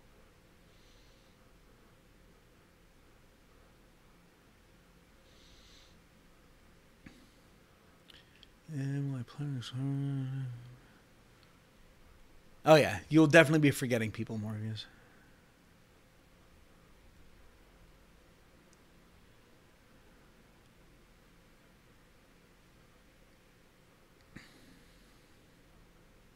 Oh, by the way, Di, I ordered that headset. It should be coming soon. It's pretty close, Carrie. Carrie's asking about player tracking on the map. I just know that when I open the map and let's say Mikey was standing right next to me, I could not see his dot. All I saw was my little player arrow on the map. It had his name there, so I knew that he was standing right next to me. But because he was standing right next to me, my arrow covered up his little dot. But I could always tell, if Phoenix was up in the fairgrounds or something like that, it put her, and you could see in real time that she was moving through the fairgrounds. So, and after a certain point on your compass, they disappear off the compass.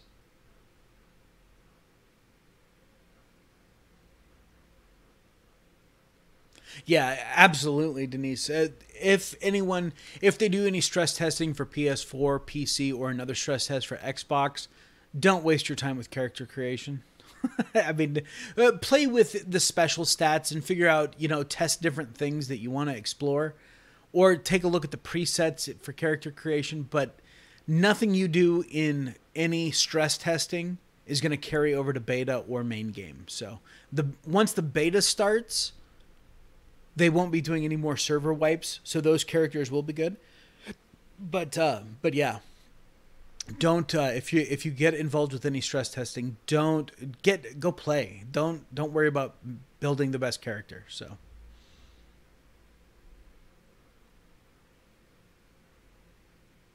let's see. Respawn was Respawn was pretty quick. The thing is that when you're on a team, they have, it's like a 30-second window where they can come over and revive you, just like you used to be able to revive a companion when they fell in Fallout 4. You know, go over and jab a stim pack on them. It's the same thing. But if I knew that they were both tied up and weren't going to be able to get over to me, I didn't waste that 30 seconds of me sitting there going, hey, come over and help. Hey, come over and help. I would just end it so that I could respawn back, so that I was back into the action that much faster to be able to try and take out that Deathclaw, for instance. So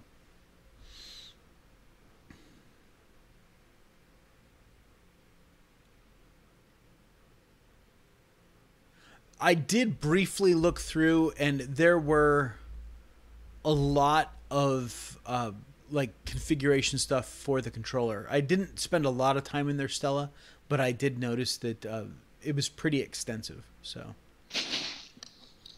Yeah, unless they change it for beta, your Pip-Boy stays the same color as well as your light brightness.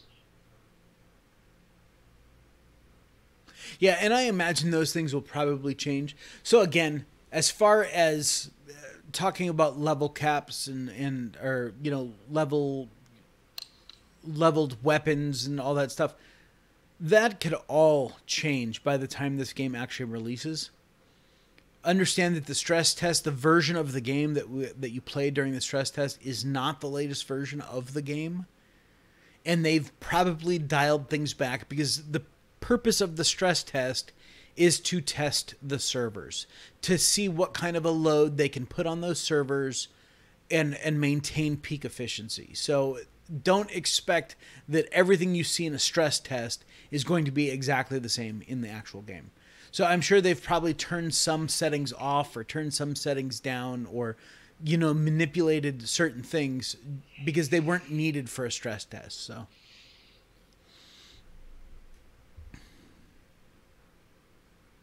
And I can say the stress test, I think it went fairly well.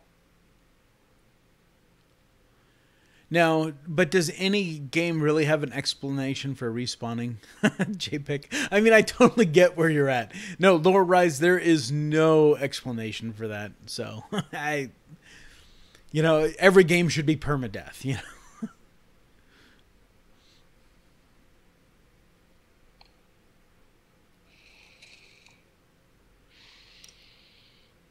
No, once you crouch, your dot disappears from the map. Unless you're wanted, I think. I think if you're wanted, that all goes away. So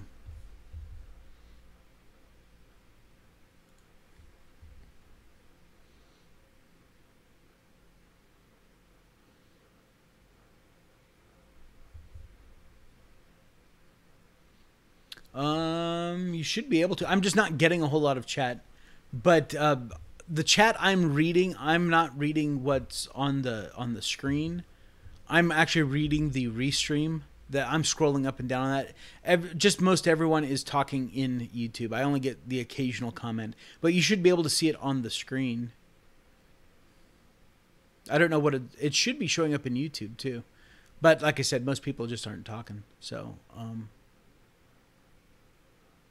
yeah, didn't run into manies.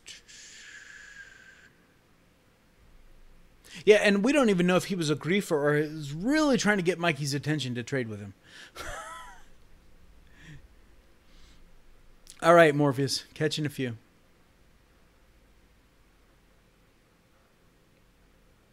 Yeah, and that's the only reason Fortnite is popular is because it's free.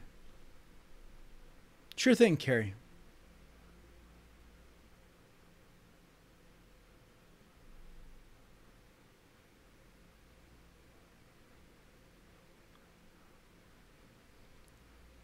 Well, and that's something that we'll make videos about too, Phoenix, is talking about the perk card system, you know, once we're actually in the game and have real footage and stuff like that.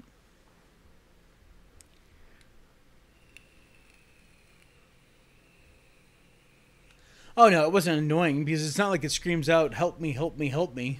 It's just a little icon on the screen, so it's not that big of a deal.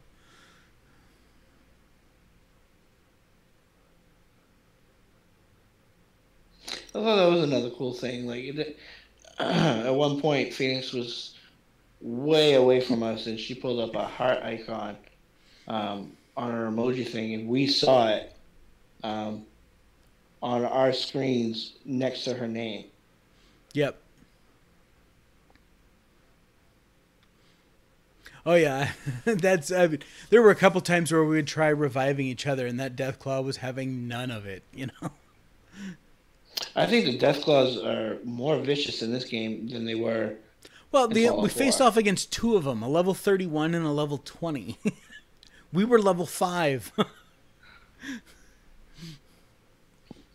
I actually had the Deathclaw chasing me around a tree at one point. I tried that, but I was over encumbered, so I kept running out of action points.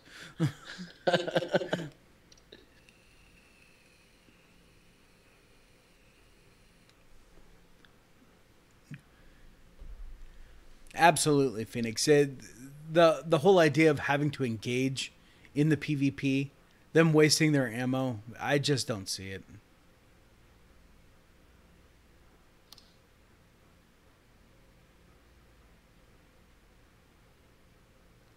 Yeah, the only time I noticed any kind of lag was when there was 15 people standing there not knowing what to do. You know? And then they all went down the hill and we went another direction, and then from then on out the game was top. It was awesome.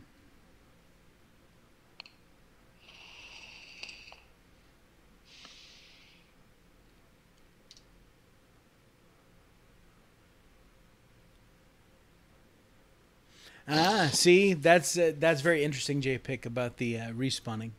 I don't even know how Destiny does explain it. But most games don't. You know, go back to a previous save or whatever.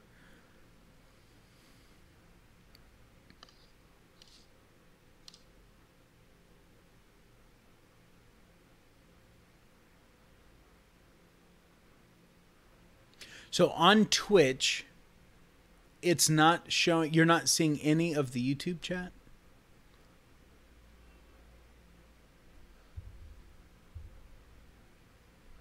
You know what? Actually, on YouTube, I think I'm only seeing the YouTube chat. I'm not seeing anybody else's. Well, I'll have to take a look at. Luckily, it's all showing up on the in the video, so because I can see Die's comment right there at the top of the screen, and then Phoenix, and then Phoenix, and then Die again on YouTube, and then JPick. You know.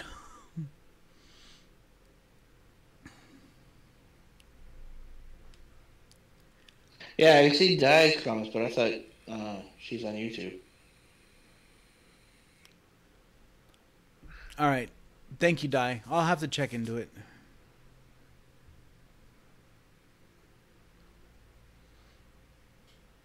It's probably just a setting. You know what it is? It's because when I changed over to my new computer, I probably did not go into the Restream chat settings and set them all up. I could probably look at that right now here.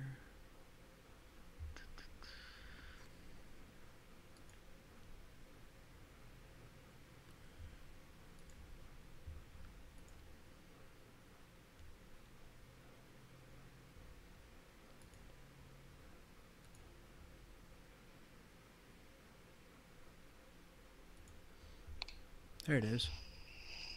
Found it.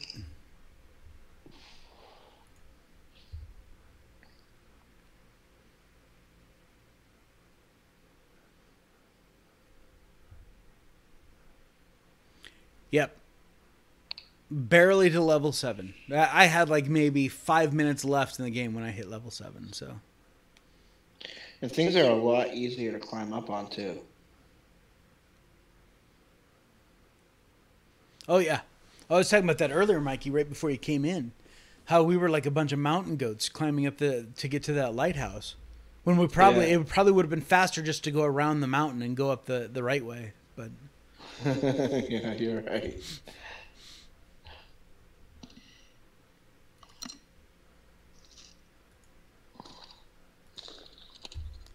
then I do this. Reconnect. Wait for that. Yeah, we really did enjoy ourselves. It was a lot of fun. There's over 70,000 items. And if you think that it's just the stuff from Fallout 4, there is so much more. There's new magazines to collect. There's new items in the world. We were down by the Mothman Museum, and I came across like a Willis Jeep, like an old army Jeep, and I was like, okay, I haven't seen that model before. This is very different from stuff that we've seen in other games. So they've definitely added. Of course, they brought in all the stuff from Fallout 4, but then they've added some new stuff as well. So Yeah, I noticed there's a lot of new traps in the trap section of the builds. no, I know where the ski resort is, but it's literally halfway across the map. And we were actually in the wrong direction. We were on the very western edge of the map, so.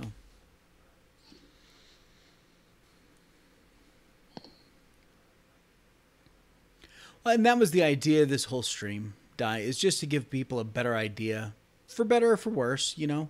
I'm not trying to win any hearts and minds over to the game. It's not my job to sell it. I don't get paid for that. But now, if they did pay me, this might be a totally different stream. But no, it just if I can provide you guys with some more information and you like what you hear, awesome. You know, if not, awesome. At least I'm providing you some information that you can do something with.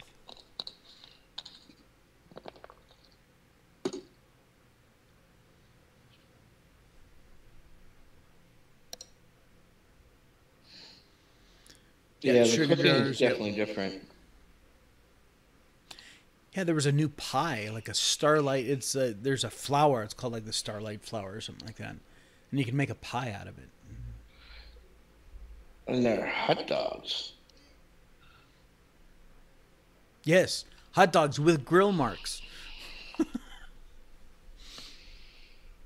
All right, Di. Matter of fact, I'm going to step away for a brief moment. Mikey, you entertain these fine people while I refill this awesome Venom cup that I got. Oh, Venom. All right, did you get that at the movie theater? I did, for an extra $2.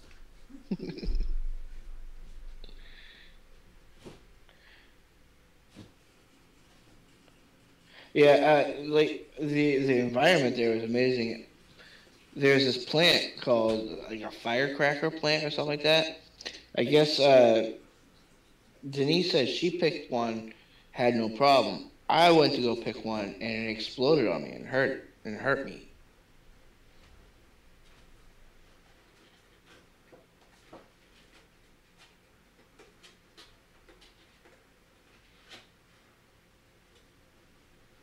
And the animals are amazing too. Like you can hunt frogs, you can hunt possums.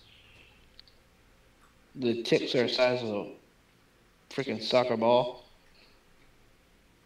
Beavers. Yeah, and beavers. Yeah, you can hunt beavers. So if you want to go beaver hunting, guys.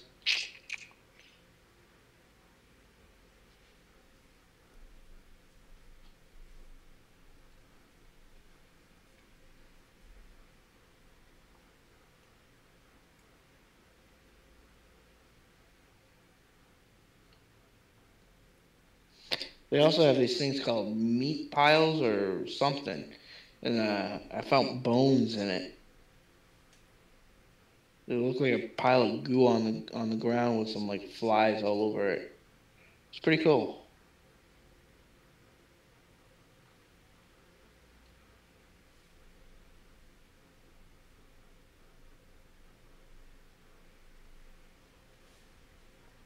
And I found some holotapes, and I think I don't know if I'm correct on this. When I found the holotapes and played them, the whole team could hear it playing. Or maybe it was just your mic was too sensitive. I'm not sure. Could be. Could be. Yeah, the junk piles are cool. There's also ore spots, like we were running across some rocks, and I saw this little white thing over on the ground and went over, and it was iron ore, and you could mine it. And every time you clicked on it, you'd get a little bit, and then after 3 or 4 clicks, it'd go away. So that was cool. I also mined some silver. I don't know if you did. No, I did not. Yeah. So because you can't scrap stuff in your settlement, they found a way of allowing you to just kind of walk around and find stuff. Like Denise is talking about the wood piles. You can walk up to a branch that's on the ground and harvest wood from it. Because you use wood in a lot of things. Every time you use the cooking station, it takes one wood. So, which makes sense.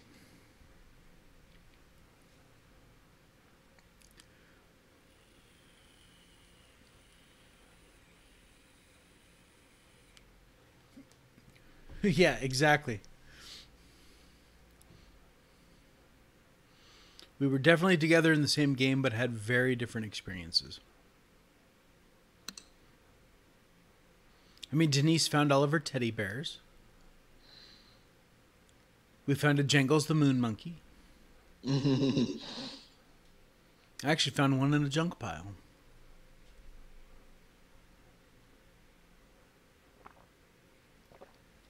And it seems like when you scrap things at the stations, you get way more resources than when you did in Fallout 4. And again, I think that could be the balance for the fact that they know that you can't scrap anything when you set up a camp or something like that. And you need more resources to repair all your stuff. So I like that. I don't have to have 4 pipe pistols in my inventory to repair this one pipe pistol, like in New Vegas.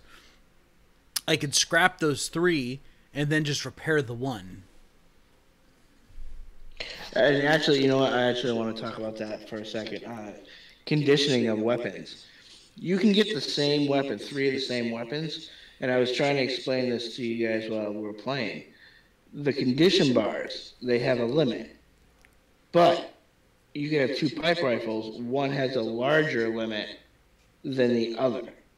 So you got to pay attention to that, too, when you pick up weapons and scrap them. Which one has the larger condition limit? Vault Girl, for the last hour of the game, I was pretty much running around encumbered the whole time. Because, I was carrying most of the ammo that I had picked up. And of course it all has weight, and I was carrying all of these things. So even though I was putting my junk in the stash, I would drop to like 10 below my max weight. But unlike Fallout 4, you don't immediately go into slow walk mode. You start burning your AP as you run. And then when you're out of AP, then you're slow walking until your AP starts to build back up.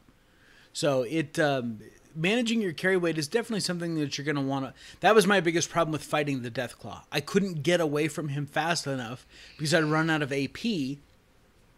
And then I was doing the slow walk thing, and he'd come over and, boot stomp me right into the ground. So, and that was another good thing, too.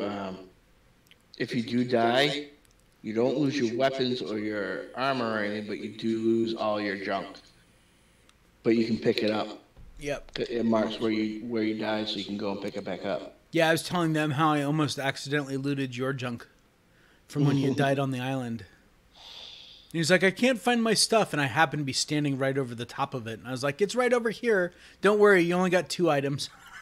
That was when we were fighting the wolf. Oh, right. That was cool that we actually got to participate in a world event. Yeah, a couple of them. And they were all right, like, where we were, too. It wasn't like we were wandering very far. For the last hour and a half, we didn't leave, like, a very, very small section of the map because just things were going on, so. Which brings me to the only suck part is if you die, the world event took us pretty far from where it originated. So if you die, you go back to the original spot where the world event originated. Right.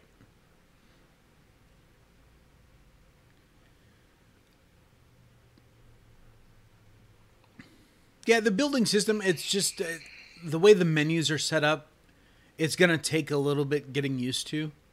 But honestly, once you understand it, okay, I'm looking for something in wall decor. Okay, well, wall decor is its own thing. Are you looking for paintings? Are you looking for mountings? What are you for flags? And then you go to paintings, and you don't see all the paintings laid out. You see one painting, and then down at the bottom, you can use your D-pad, and there's 34 variations of paintings. So instead of filling out the menus with each individual item, you have a marker item, paintings, and then you just flip on, and you see the painting on your like you were going to build it, just floating there in front of you. So they've really streamlined the whole build menu. So it's very nice.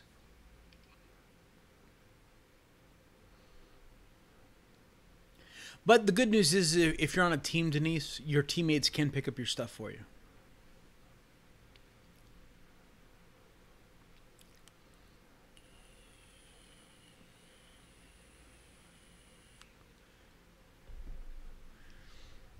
There's nothing wrong with being a pack Broman.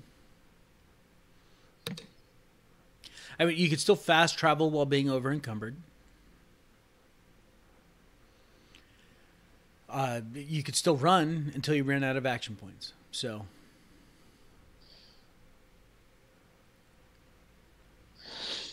and that was very interesting too. VATS was like a target lock.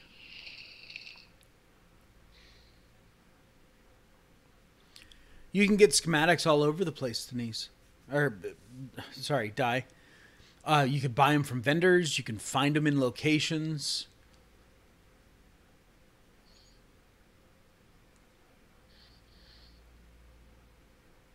Yeah, I found a few things just out running around.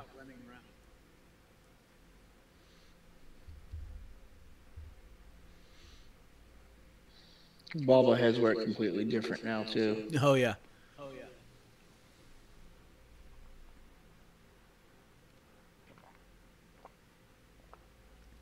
I think they have to be activated.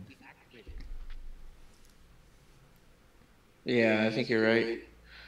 Of course, I didn't find any, but Denise and Vic did. Yeah.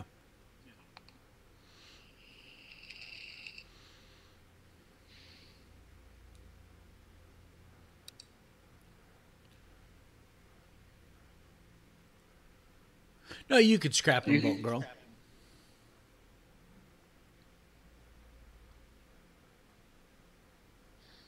Oh yeah, I'm going to say probably about 70% of the game is scavenging. Oh yeah. But it wasn't like I said, okay, I'm in this area, I'm going to scavenge now. It's I'm wandering through this area, and you do what any of us do. Open everything. Yeah, that was kind of funny. At one point, because I didn't know how the game was playing, I turned around to Vic and I'm like, I don't know what to pick up. And he's just like, everything. Yep. Uh-oh, we're echoing now. It's probably me. Probably. As usual. I got a new mic coming in about 10 days. I'll be able to use it in 15 because I had to buy something extra for it. Yeah, I kept telling Denise not to stop eating the weapons, but she wouldn't do it.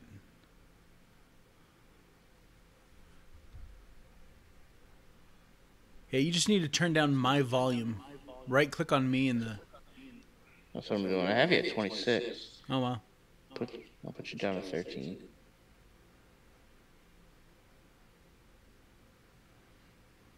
The mic I got coming is a cancellation. Nice. Yeah, no more echo.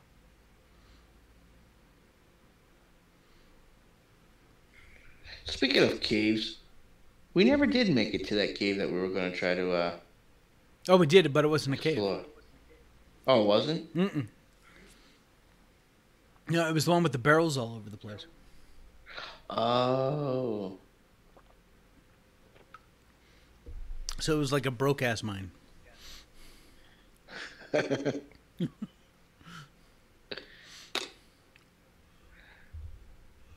So yeah, all right. Everything So gives you rads. oh yeah, everything. But the nice thing is like you don't have to just drink from the river. You can collect water from the river. instead of drinking from it. And then you can go to a cooking station and boil it, so you get less reds from it. So,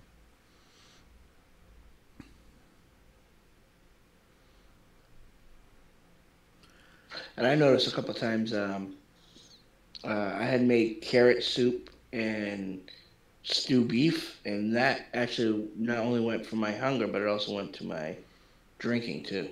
yeah, anytime you had like a soup or stew or something like that, it was doing both. That was nice. I like that. Which made sense. Yeah, because I believe you can follow for a cup of noodle soup added to your thirst.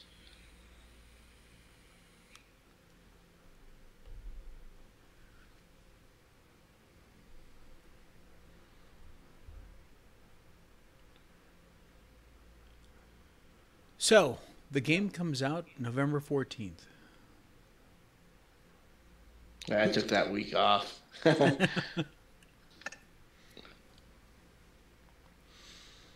Yeah, I'll definitely be planning ahead for that as well. I do think it's cool that they worked in October 23rd as some event for Fallout 76. Really? Well, yeah, it's when the beta starts for Xbox. Oh. What's so special about October 23rd? Maybe I'm missing it. That's the day of the Great War. Oh, that's right. Yeah, I remember seeing that in one of the videos.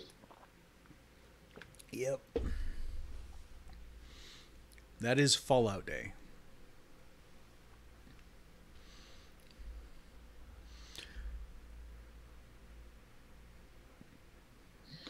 No, you can. The beta is not under any NDA. It is wide open.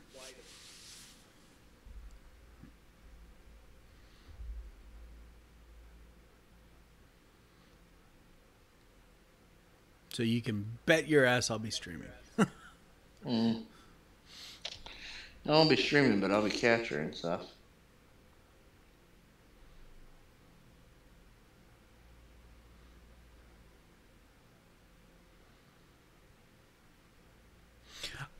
I will.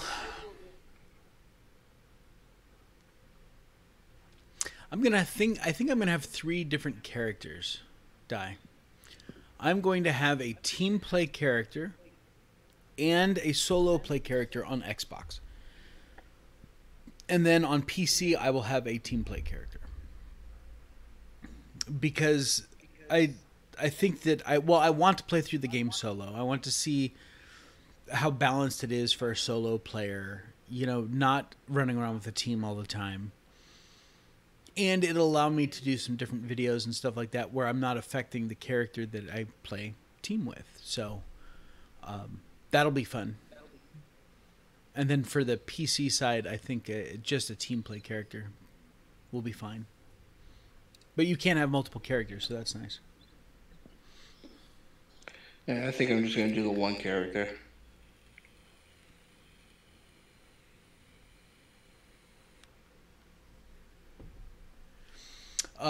Okay, so to get on the stress test, if you ordered from a digital copy from Microsoft or from Bethesda, you automatically, or no, if you order from Microsoft, you automatically, through the Xbox Insider, got into the stress test, pretty much. If you ordered it from Bethesda digitally, or ordered a physical copy anywhere, like I did, GameStop, you have to register your pre-order with Bethesda.net because everything is going through Bethesda.net, no matter the platform. So I couldn't get it to come up on Xbox Insider. I was like, damn, I guess I just didn't get the invite. You know, because they said some people would be getting the invite. Guess it wasn't me. All right, no big deal.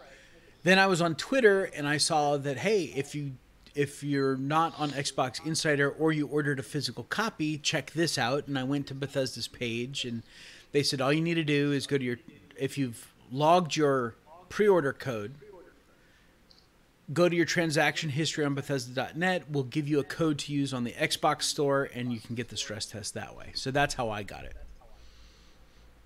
All right, JPick, have a great day, buddy. Probably not Bulgrill.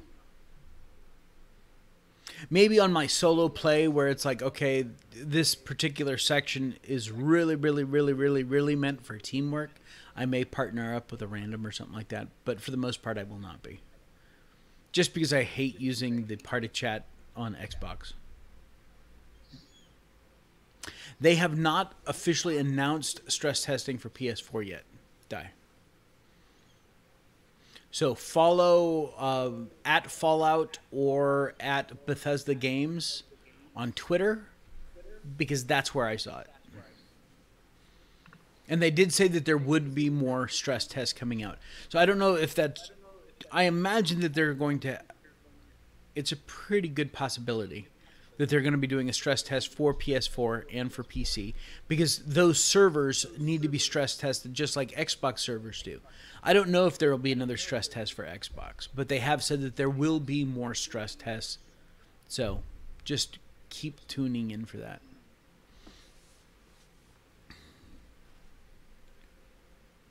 And don't believe their times.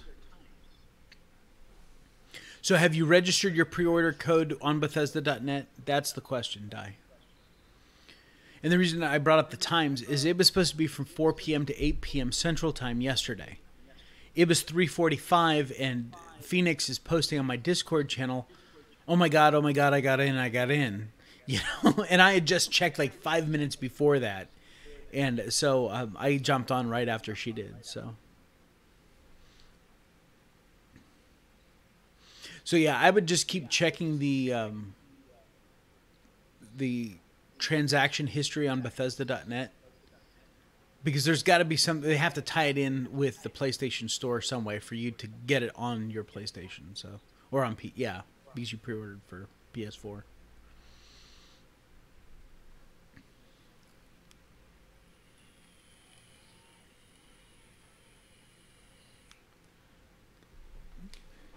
So who's excited? Oh, I'm beyond. I'm beyond too. I know Denise is too. What I'm really dying to try out is I was really hoping I would get a mutation. Yeah, I think it may take a little bit longer. Hawk, I will be streaming on the 23rd. Absolutely, I will be live streaming. I will live stream my character creation, and you guys will sit through the 15 or 20 minutes with me dicking around with that. I will live stream that entire... My first experience with Fallout 76 will be a live stream. So.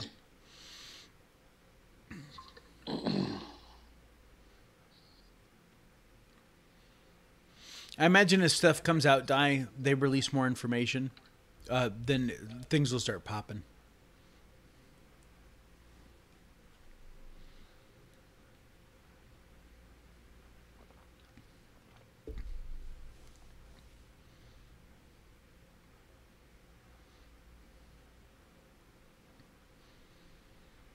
Hey, Ruthless. How do I feel about the limited beta time?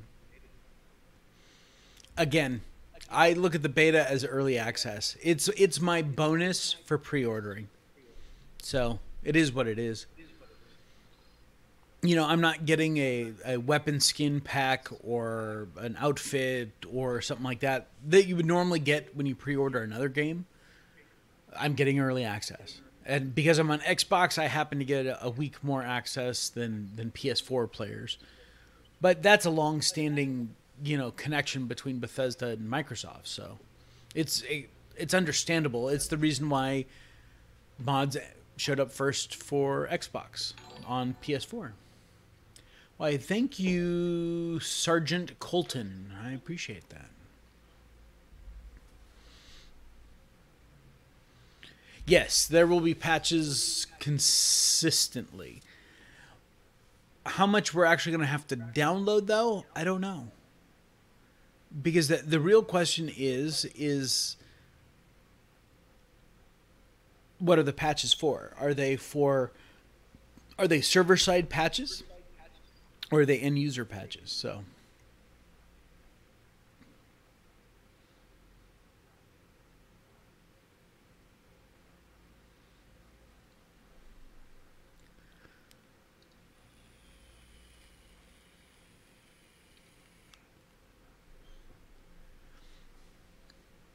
You never got a code for your P. Where'd you buy your PC pre-order from?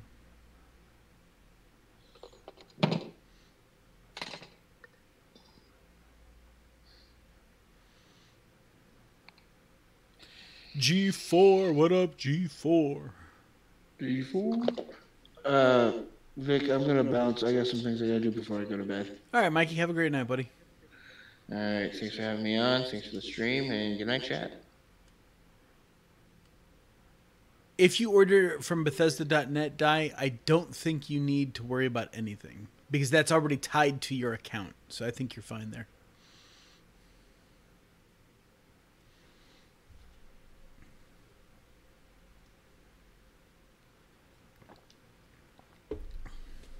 G4, are you excited for Fallout 76?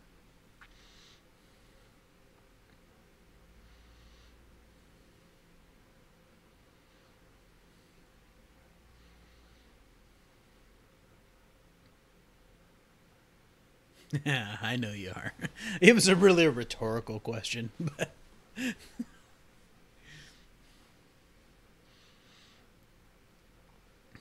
welcome back, Miss Denise. All right, so we've talked about stress tests, we've talked about betas, we've talked about beta releases and beta dates, and we've talked about the game actually launching on November 14th. Let's talk about the yeah, I know, buddy. I wish you were there, G4. It was a ton of fun. I hope that they do another one for Xbox before beta starts.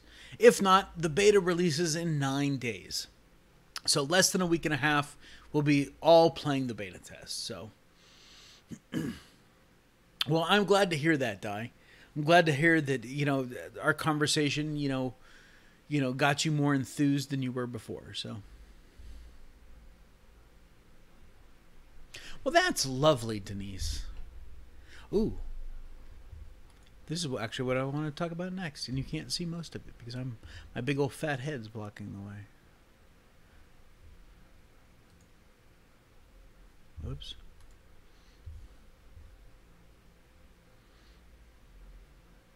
You've got a new desk, huh? That's awesome. Does the desk open up like a vault door? That'd be cool.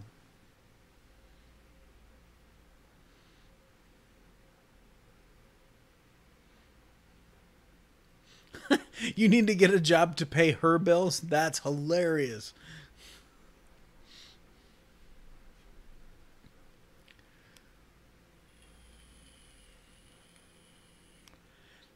There's a video about it. God, I need to catch up on YouTube. I was gone for a week. I will have to go watch this video about this desk. I mean, if you took the time to make a video about your desk. Damn.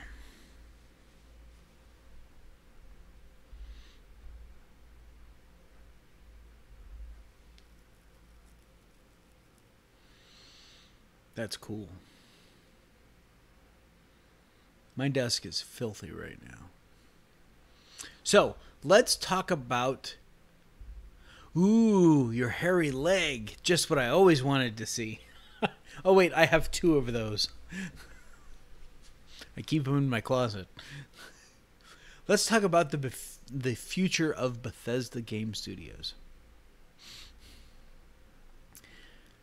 Next, coming up after Fallout 76, we have Starfield, which we know nothing about. But let's talk about it anyway, huh?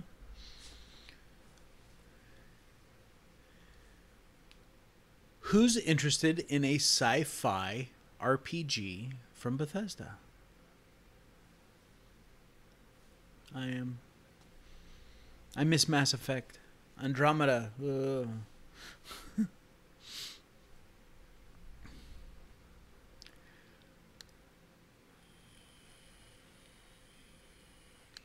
The thing is we don't know any... I mean, we know it's a Bethesda title. We know it takes place in space.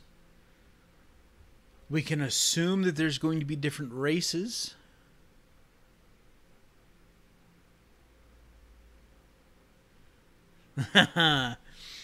Look, just because you can find that the Zetans die does not mean that it's a space RPG. I'm with you there, Hawk.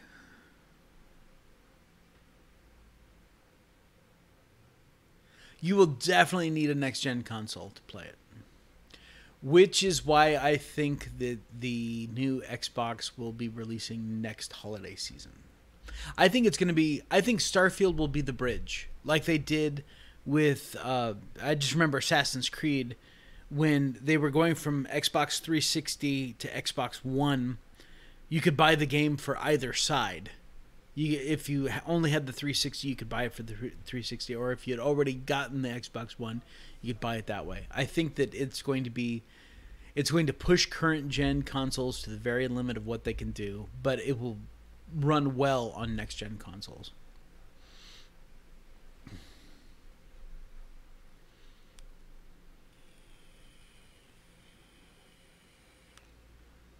So I think Starfield will be one of those crossovers.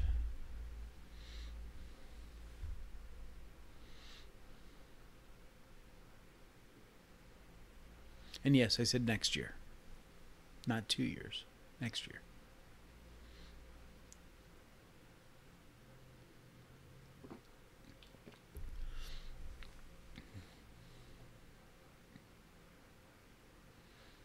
I'm okay with Fallout meets Star Trek. Even though it won't be Fallout. I mean, like Elder Scrolls has anything to do with, Fallout, It,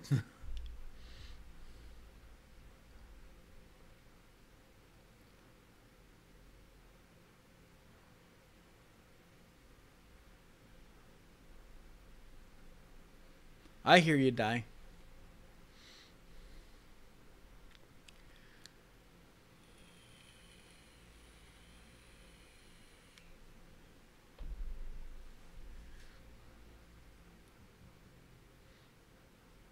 With a little Dishonored mixed in. Wow.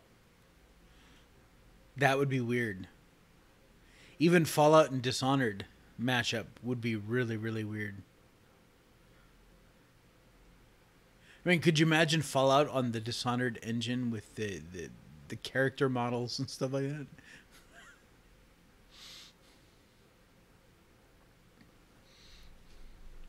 Well, let's just throw some Prey in there too, right?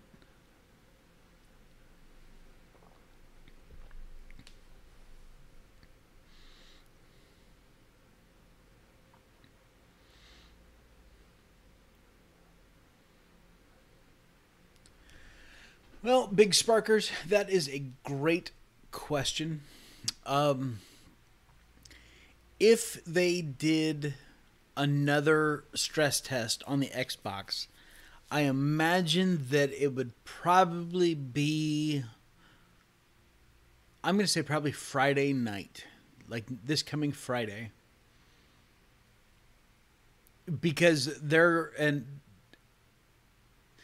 what their hope is okay, people heard about the first stress test but didn't get in. Well, thank you, ahead Ox 5872453. I appreciate that. I think that more people have heard about the stress test than actually were involved with the stress test, and they're like, I want in. And so I imagine that they would plan it for a prime time to really see what the servers could do right ahead of the beta. And then I imagine next weekend they will probably be doing a stress test for PC and PS4. So this is very true, G4. That is exactly why they won't let the Aussies do the stress test.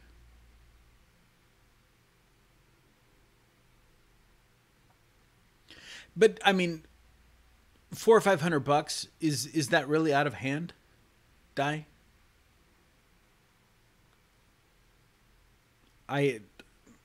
It's the price of everything. Hell, my graphics card alone cost me $800 for my computer. One component.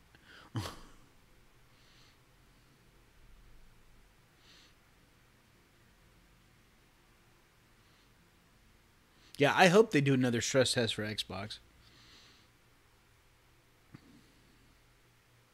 Well, thanks for coming by ahead, Ox5872453. I appreciate you stopping in over there on Mixer.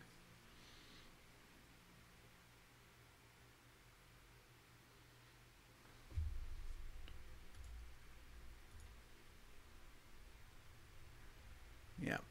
I guess those settings will take place next time I restart the Restream chat.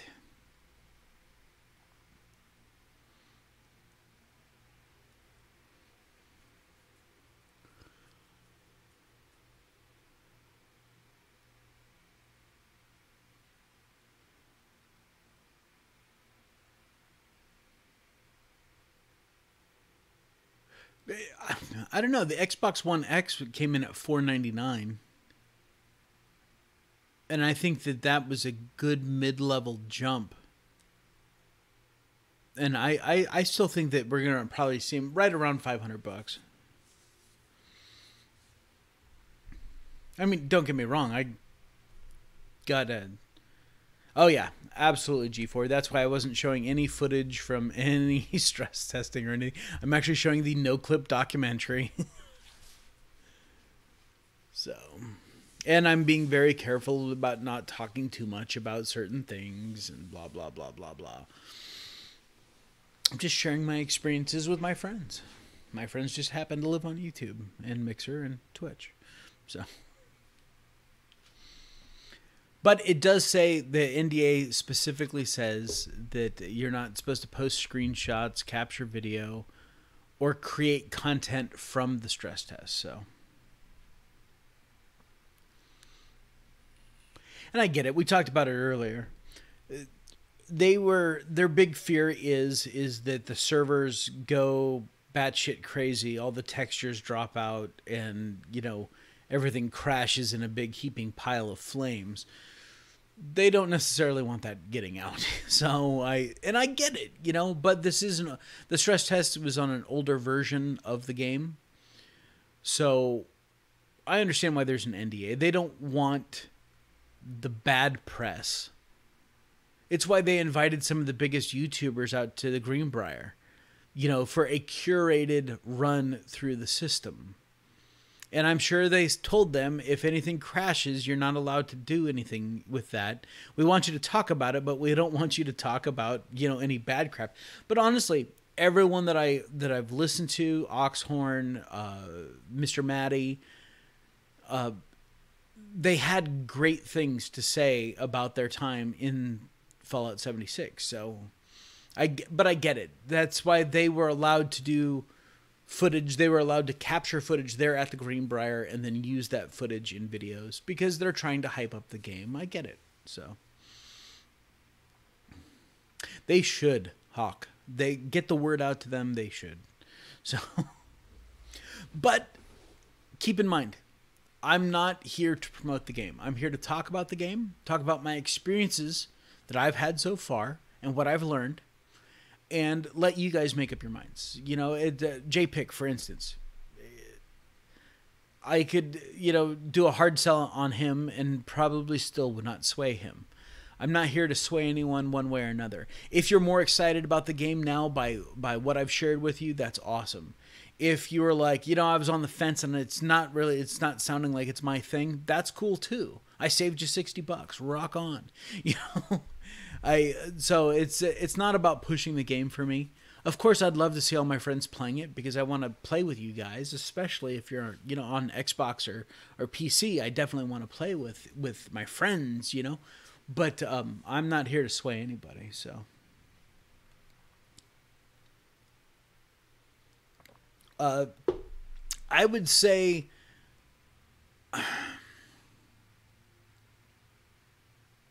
those people are actively looking for a reason to say that it felt empty, Vault Girl.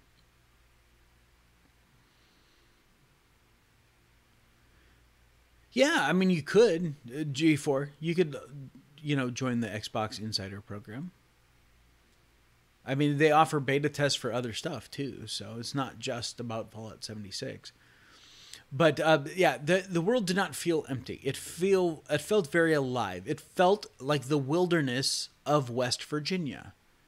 When I think about wilderness areas in any part of this country, there's not going to be a whole lot of people running around.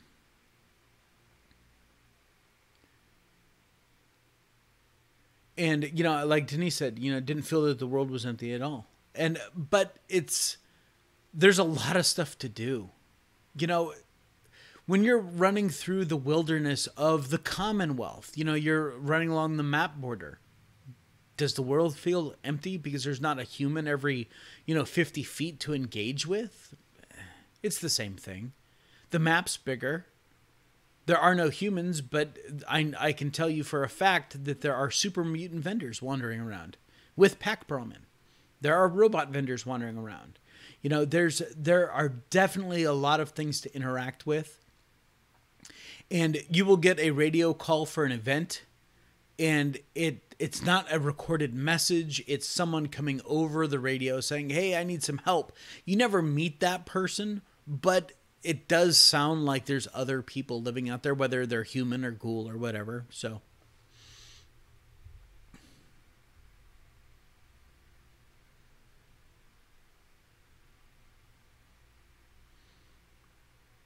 yeah, but we didn't know about the stress test for Xbox except for a couple days before it happened. So I imagined it. I mean, I don't know. I can't see why they wouldn't want to stress test those servers for those platforms.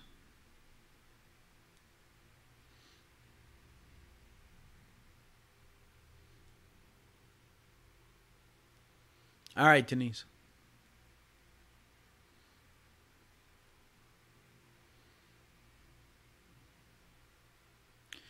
One of the big things, hey, Serial Spy, welcome. One of the big things that really made the world feel alive was the atmospheric music and just the sounds of the wildlife.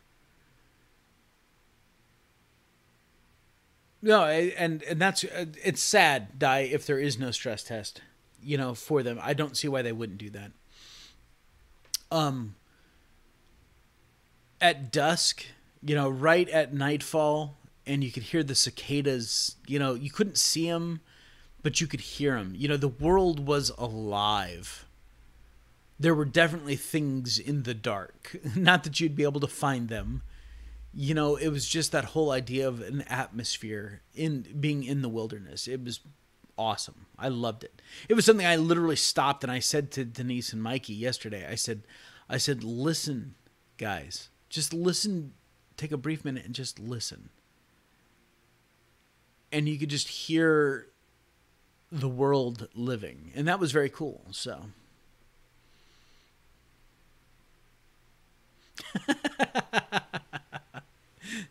Sure. For an hour and a half, we didn't see another PC. I mean, we had the one guy that was shooting Mikey in the back of the head for a minute. He wandered off, and then forever, we didn't see anyone else.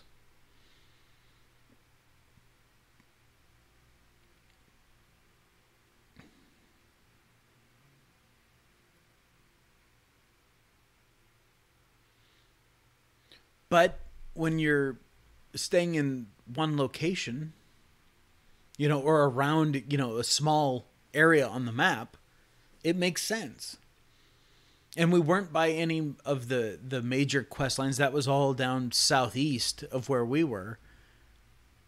And that was kind of intentional. We started down that quest line path. Well, except Denise. She totally went north, like right out the gate. She's like, no, I'm going this way. I'm not paying attention to nothing. La, la, la, la, la.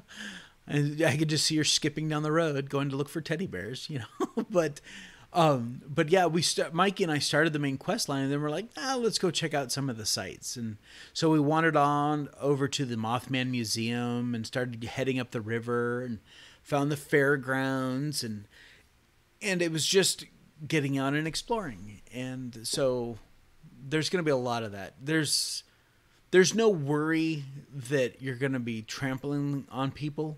Certainly not. I imagine right at the beginning, as everyone's coming out of the vault, starting to do those kinds of quests and stuff like that, you're going to run into more people. But as you get out on your own, it's going to become much more a wilderness, which it should be. Yes, decorative items that she could not even figure out how to use. It's okay. We'll figure that out. If we can do it, we'll figure it out. That's for damn sure.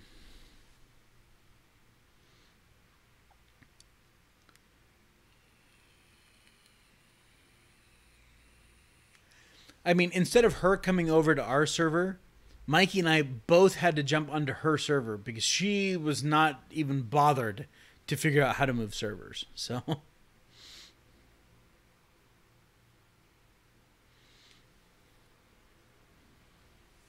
yeah, she was trying to play stuff and get that figured out, and she couldn't even pick it up. So,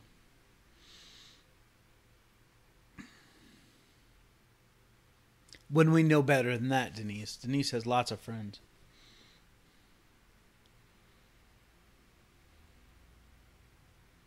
But yeah, connecting it for those of you coming in late, when you go to your map, the map is not in the Pip Boy. It fills your whole screen, which I love. I love being able to look at that map and zoom out, and it's the whole screen is the map. I love that. There is a whole social tab where you can see all the people that are on your server. But then there's a couple tabs in that social pane that hey, Dank Donut 241, thanks for the follow. He had to go do some stuff before he went to bed, so he's goes to bed really early, I think, because he has to get up really early. So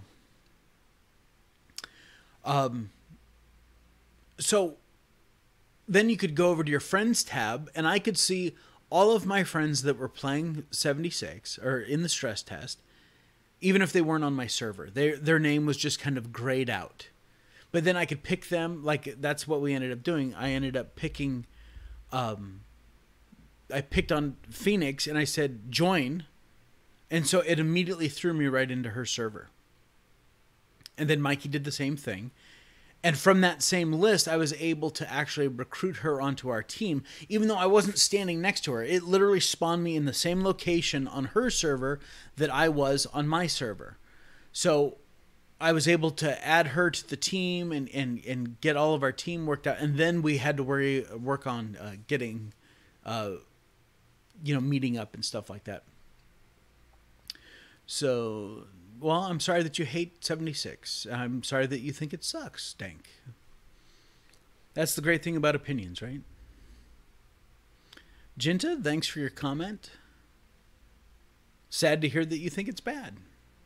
I rather enjoyed my time yesterday during the stress test. Can't wait to play more.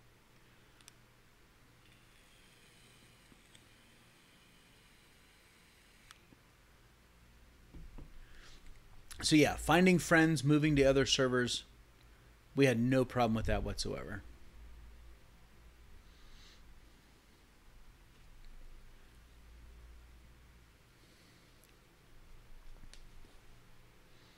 Oh, nice, Daniel. Yeah, I mean, it was a good time. I really enjoyed it. I'm looking forward to hundreds and thousands of hours spent in that game. Yeah, Jinta, if you believe that Fallout 76 is an MMO, then you've never really played an MMO. Because take me all the way back to Ultima Online. I've been playing MMOs for a long time. Fallout 76 is not an MMO.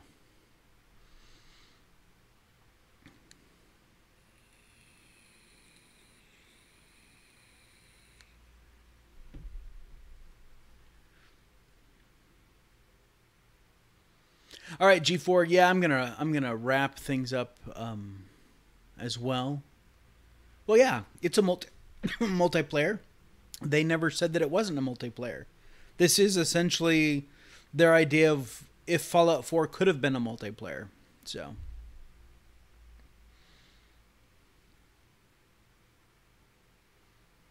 It felt like Fallout to me yesterday, and I've played them all, so.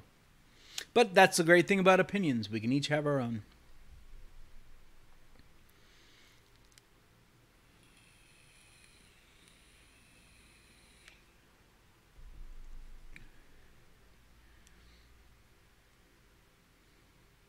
I'd even argue so much as to say that Fallout 76 is more Fallout than New Vegas was.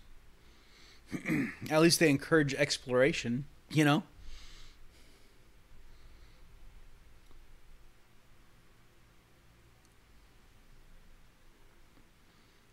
Because to me, Fallout has always been about exploring and adventuring and stuff like that. And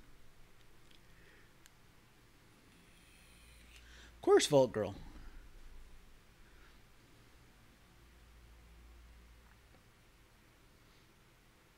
Yeah, you and me both, Plaz. You and me both, buddy. No, never. No, no. New Vegas does not have that. Oh, Fallout 1 and 2 had that for sure. New Vegas did not. No, Fallout 4 followed New Vegas's path. It was a lot of hand holding. It was a lot of here's what's going on and here's what you need to do kind of a thing.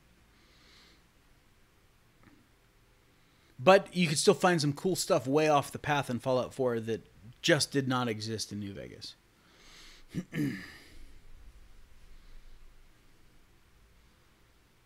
There was no sense of wonder in New Vegas.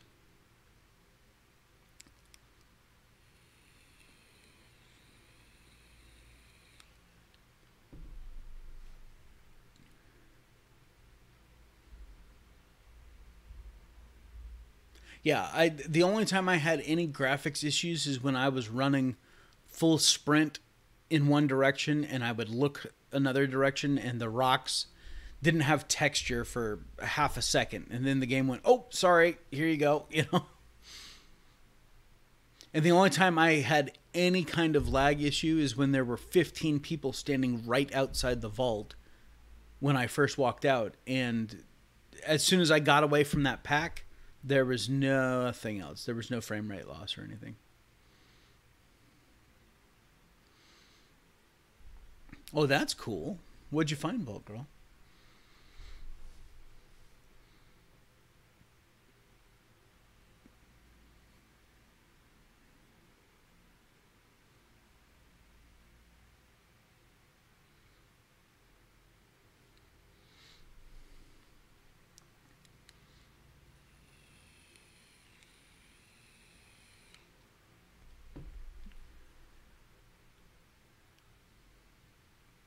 Oh, yeah. The one that's right there, right above the water line.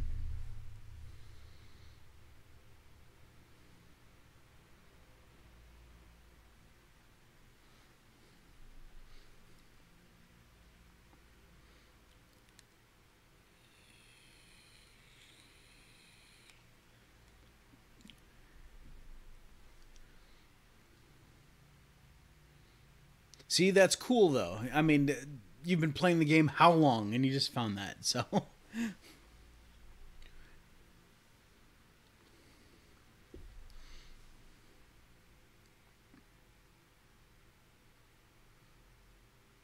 That's like going to one of those random event spots where like the guys are all like burying their buddy or something like that. Yeah, 5,000 hours.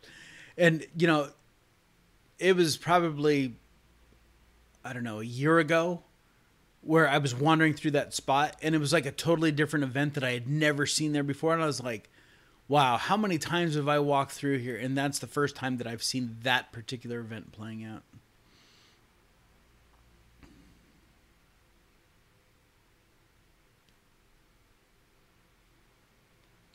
Yeah, see, Fallout and that legendary weapon is a prime example of that.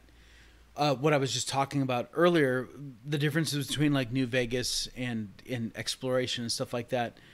In Fallout 3, that that weapon may or may not exist there. Just like any random encounter may or may not happen. And enemies are not tied to a location. If you get far enough away from a location in New Vegas or in Fallout 4, the enemies just stop chasing you. In Fallout 3, they will chase you across the entire map. And that's one of the problems that I had with New Vegas and with Fallout 4 is the repetition is always there. It's like you know that there's going to be 4 gunners around the next corner, so you take out your gun and you're ready to go. Whereas in Fallout 3, those gunners may or may not be there. It may be something totally different. Those gunners may be around 2 corners instead of 1. You know, there was a lot more variety back with like Fallout 3. And that's kind of what I'm seeing with Fallout 76. Granted, I've only had 4 hours to play with it. I don't know how procedural it has become, but I'm wanting to find out. Wow, that's crazy, Plaz. He was dead in Sanctuary.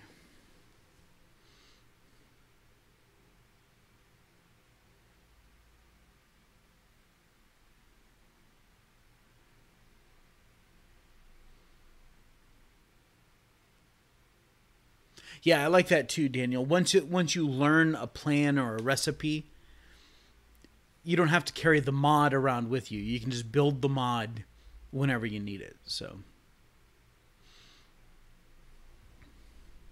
and if you haven't read the plans or recipes yet, they are in your inventory under miscellaneous or something like that, and they weigh like a quarter pound. They're like 0.25. And then you read it, it disappears, but then it's, you know, in your memory or in your database, whatever. So,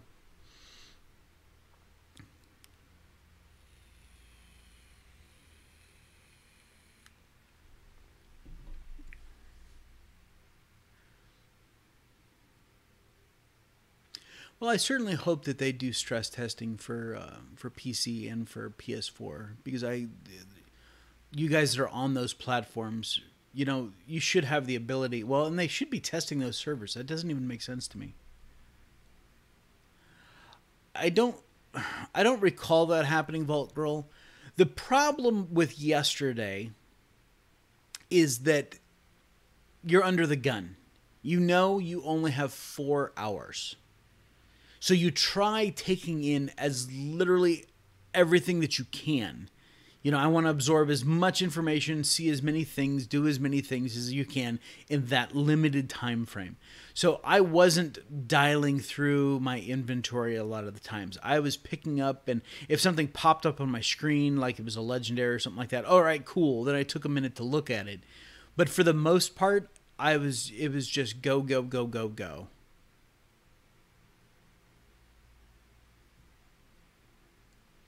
Well, yeah, I could, when I went to an armor workbench, or a tinker's workbench, tinker's workbench, I could make a lot more ammo than Mikey could.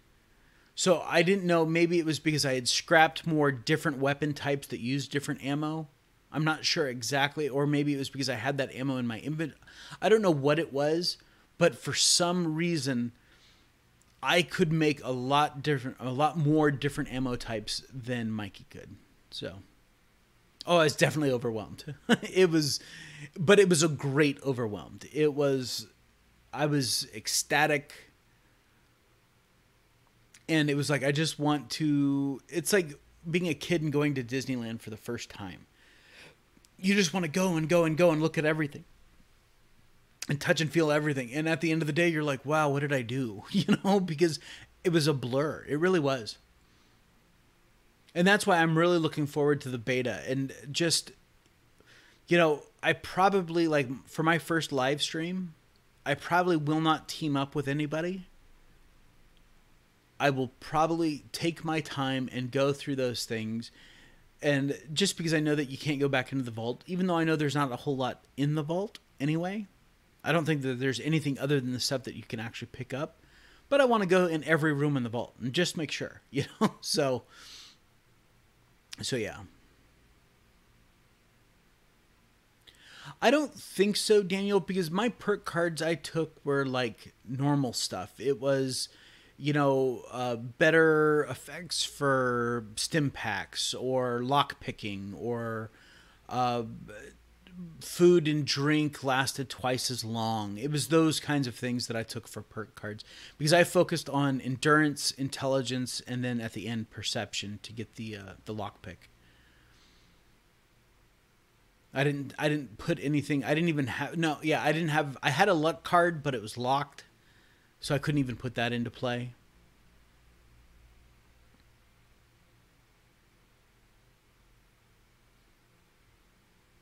Well, and the thing is, with going strength and agility, that makes perfect sense, especially when you're going to be playing team play. I think that specialized characters for team play are going to make it much more enjoyable for everybody. Not everyone needs to have lockpick. Not everyone needs to have hacker. You have one guy that focuses on intelligence. He gets the hacker perk. You have one guy that is focusing on perception, so he gets the locksmith perk. And that way you guys can hack your way into anything. You can unlock anything and just kind of work as a team to get the most out of the game. So,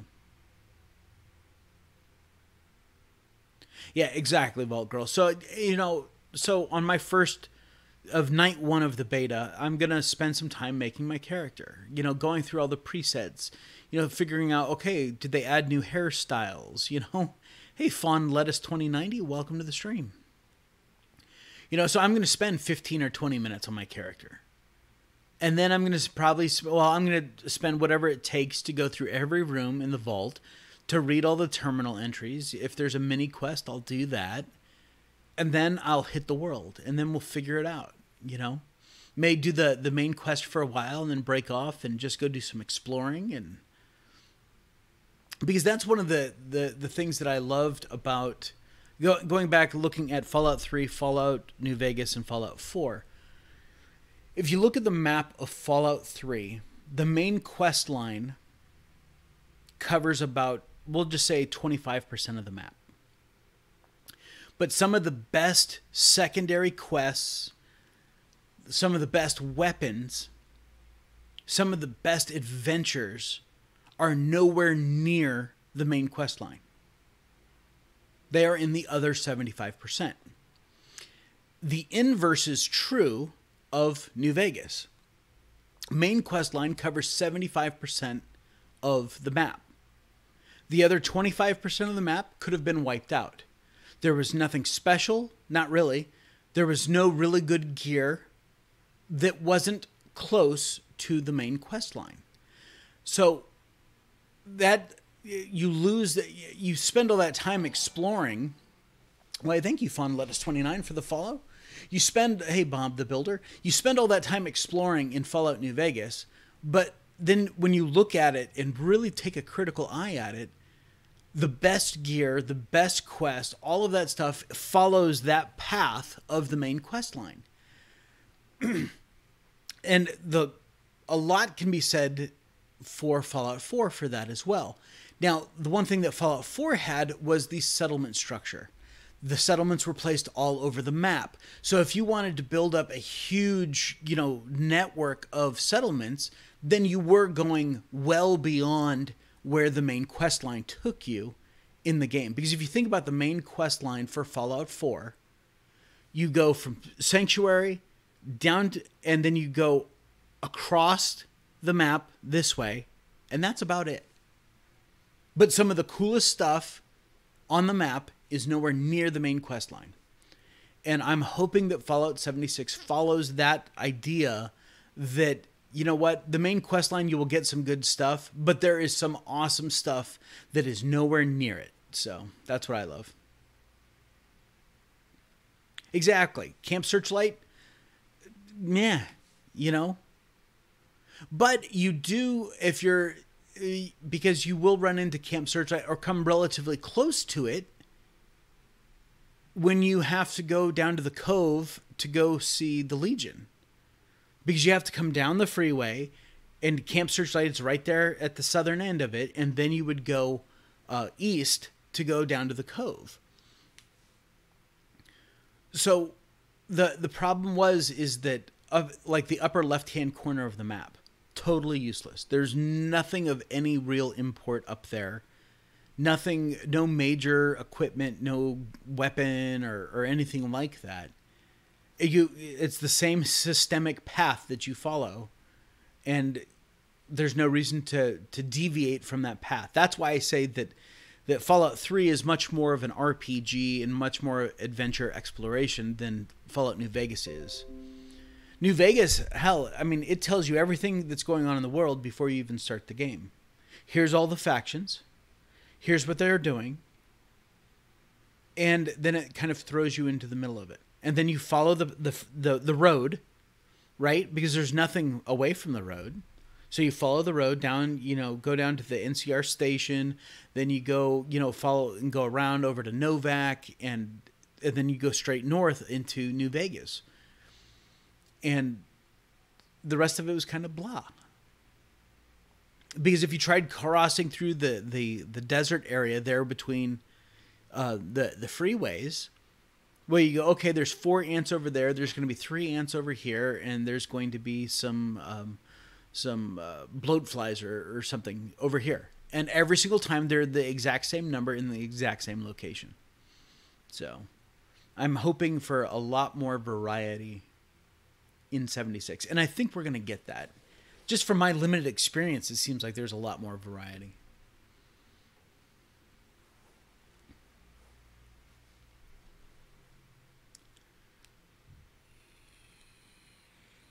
I didn't even count, Daniel. You had 11 missions in the first 2 hours. That's awesome. I didn't even count. I went down to the Overseer's camp, and that's where we bailed off of the quest line. And we said, you know what? We can explore the quest line in the beta in the main game. Let's go look around, So we went over to the Mothman Museum. And then started working north on the west side of the map. I, too, am really excited, Fawn. I'm looking forward to it. Now, you're on Mixer, so I'm assuming that you're on Xbox, because Mixer is pretty much Xbox thing, isn't it?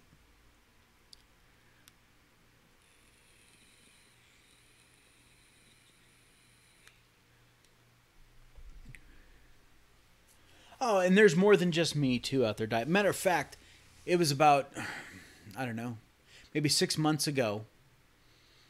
There was a YouTube video, and it's a long video, and that guy, he laid it out, and I was like, oh, sweet Lord, that's exactly what I've been talking about. I mean, like, he said some of the same comments that had literally run through my head, and I was like, that's crazy, because he's saying the exact same thing that I have, so. Ghost Killer, welcome.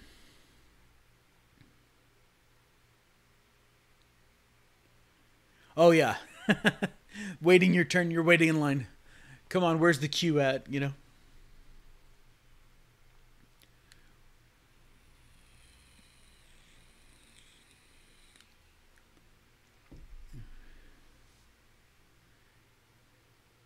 Yep, that's it, Vault Girl.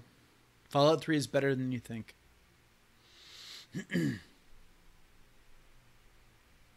Was it Minnie a True Nerd that did that? God, I've forgotten. But yeah, it's a great video.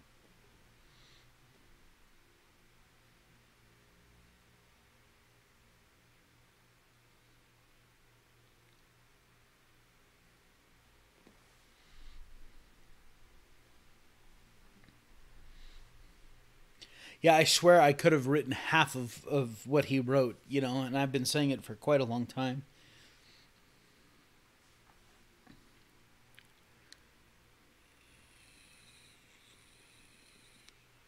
Yeah, we only had the one, Daniel, that kept shooting Mikey in the back of the head for like a minute. I think he just wanted to trade with Mikey. I'm not sure. Because Mikey gave him the thumbs down. The guy gave him the trade emote. And so we're not sure about that. But he wandered off shortly after that. So we didn't even... I mean, we were just working at a cooking station, so...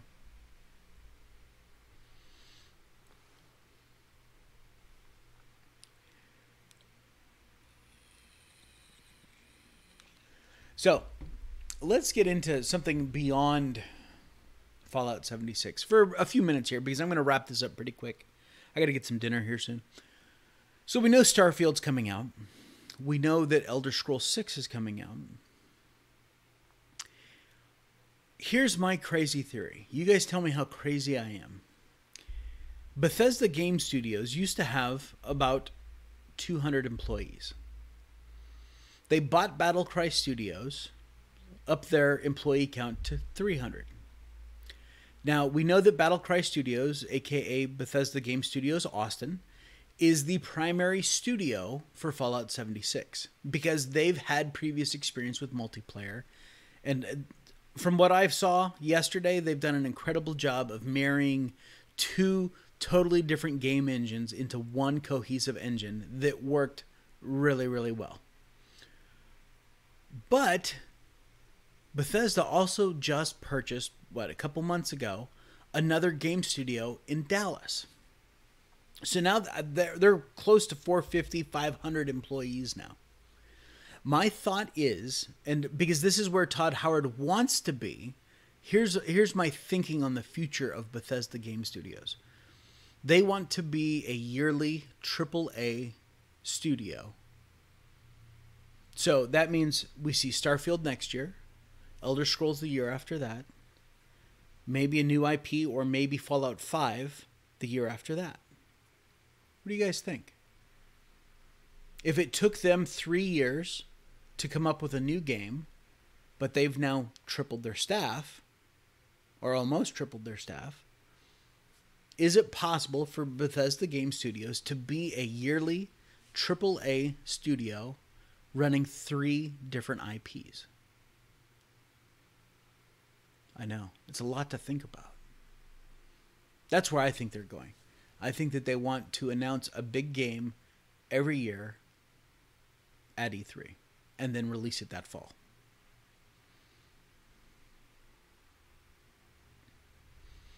Well, Girl says people expect games to be bigger. They also cost more to make. I don't see it happening, but I hope I'm wrong. All right. I mean, it's all conjecture. It's all speculation, you know?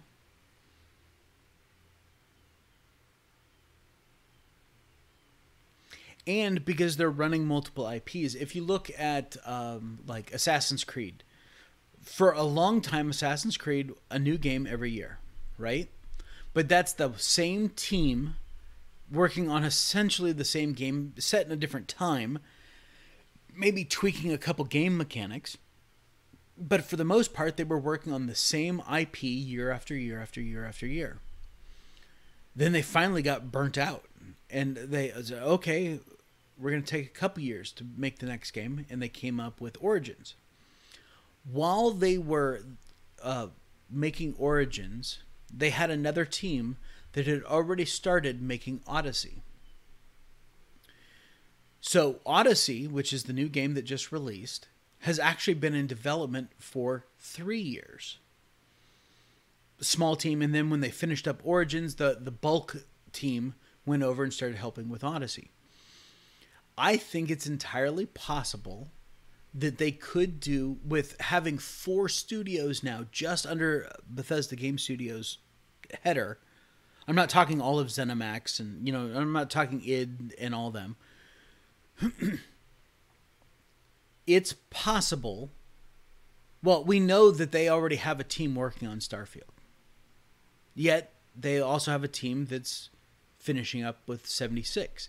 And Bethesda Game Studios Austin is going to be taking over the bulk of maintaining 76 because it is an online title. That means that they have 3 other studios that are working on something else. So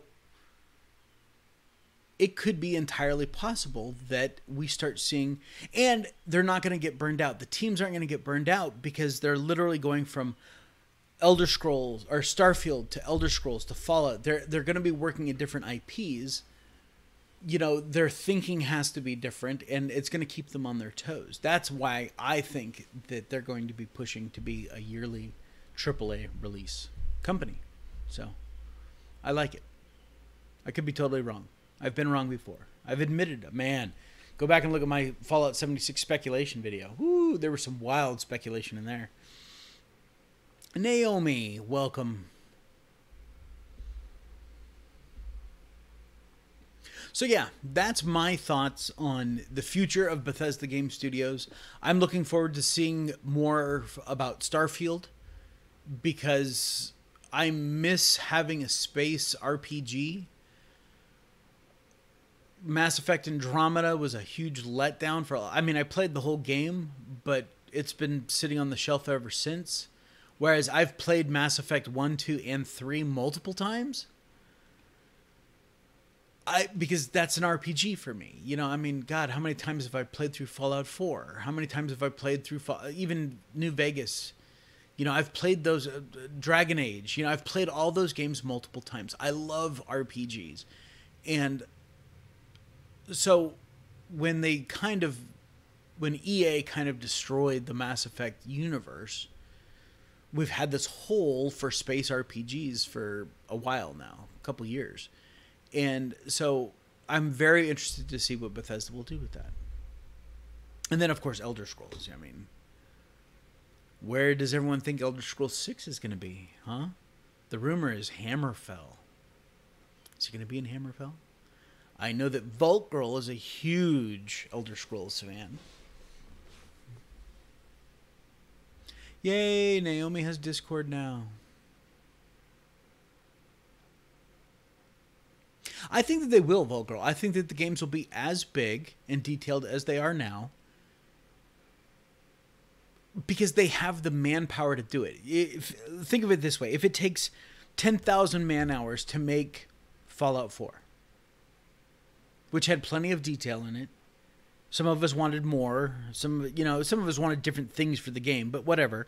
Let's just say it takes 10,000 man-hours. And they had 200 people to do those 10,000 man-hours. Well, it took them 2.5, 3 years to finish up those man-hours. But if they tripled their staff, could they not complete those man-hours in a shorter period of time, right? That's the idea behind it. If you increase the manpower, everyone's capable there, otherwise they wouldn't be working there. So you have teams working on foliage, instead of two guys, right? So instead of 2 guys working on trees, you have 8 guys working on trees. Or gals. I know many, many female programmers, and they all kick ass. So I'm not trying to be gender specific here. I'm just using a general term. The idea is that you could get the work done in a shorter amount of time, but still have the same quality.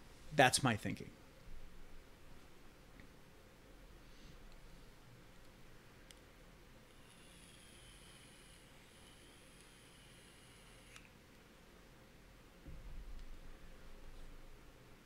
Like I said, I could be wrong. I've been wrong before.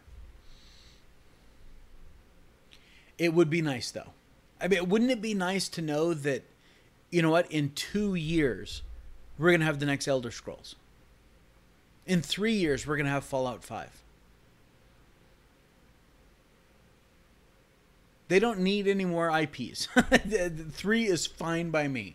Fallout, Elder Scrolls, Starfield. Because now I'm getting with Elder Scrolls, you're getting the medieval knights and wizards and all that stuff. You're getting the post-apocalyptic from Fallout, and then you're getting the space from Starfield. They've covered the genres. I don't need any more from them than that.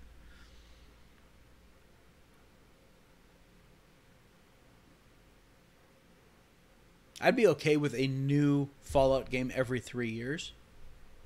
Heck yeah. As long as the quality didn't falter.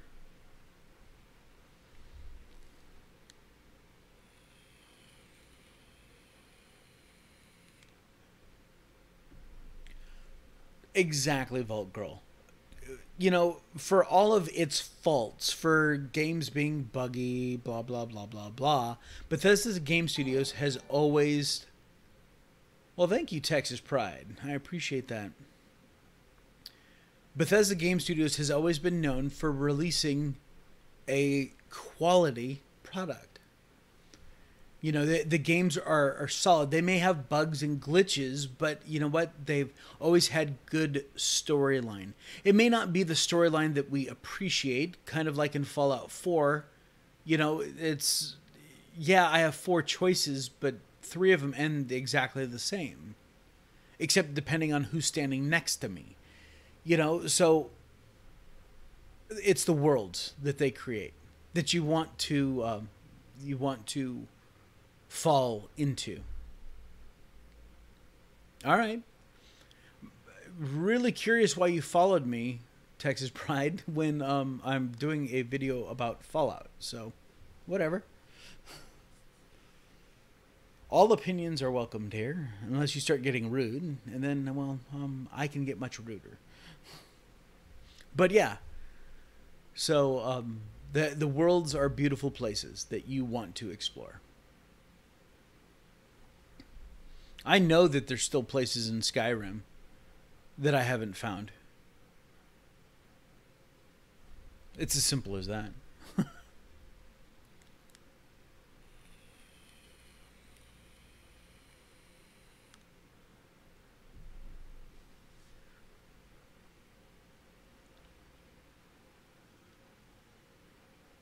All right, guys. Well, I am going to wrap this up. I've been going for 3.5 hours now, so we're going to wrap up this live stream. I appreciate everyone coming. Mark!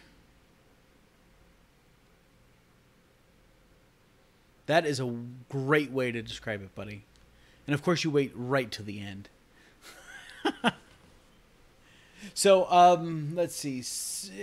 I probably will not be doing a Witcher 3 stream tonight. I was thinking that this would be shorter. I'd take a small break for dinner and then come back for some Witcher 3. But I think that I'm just going to take the rest of the evening off. I will be doing Mod Monday tomorrow. We will go back and take a look at Fiddler's Green, the new settlement that we built for Fallout 4. I know that Mikey has a list of things that he wants me to take a look at for that. So... And yeah, I want to thank everyone for coming and hanging out. It's all good, Mark. It's cool. You just missed great conversation, man. That's all.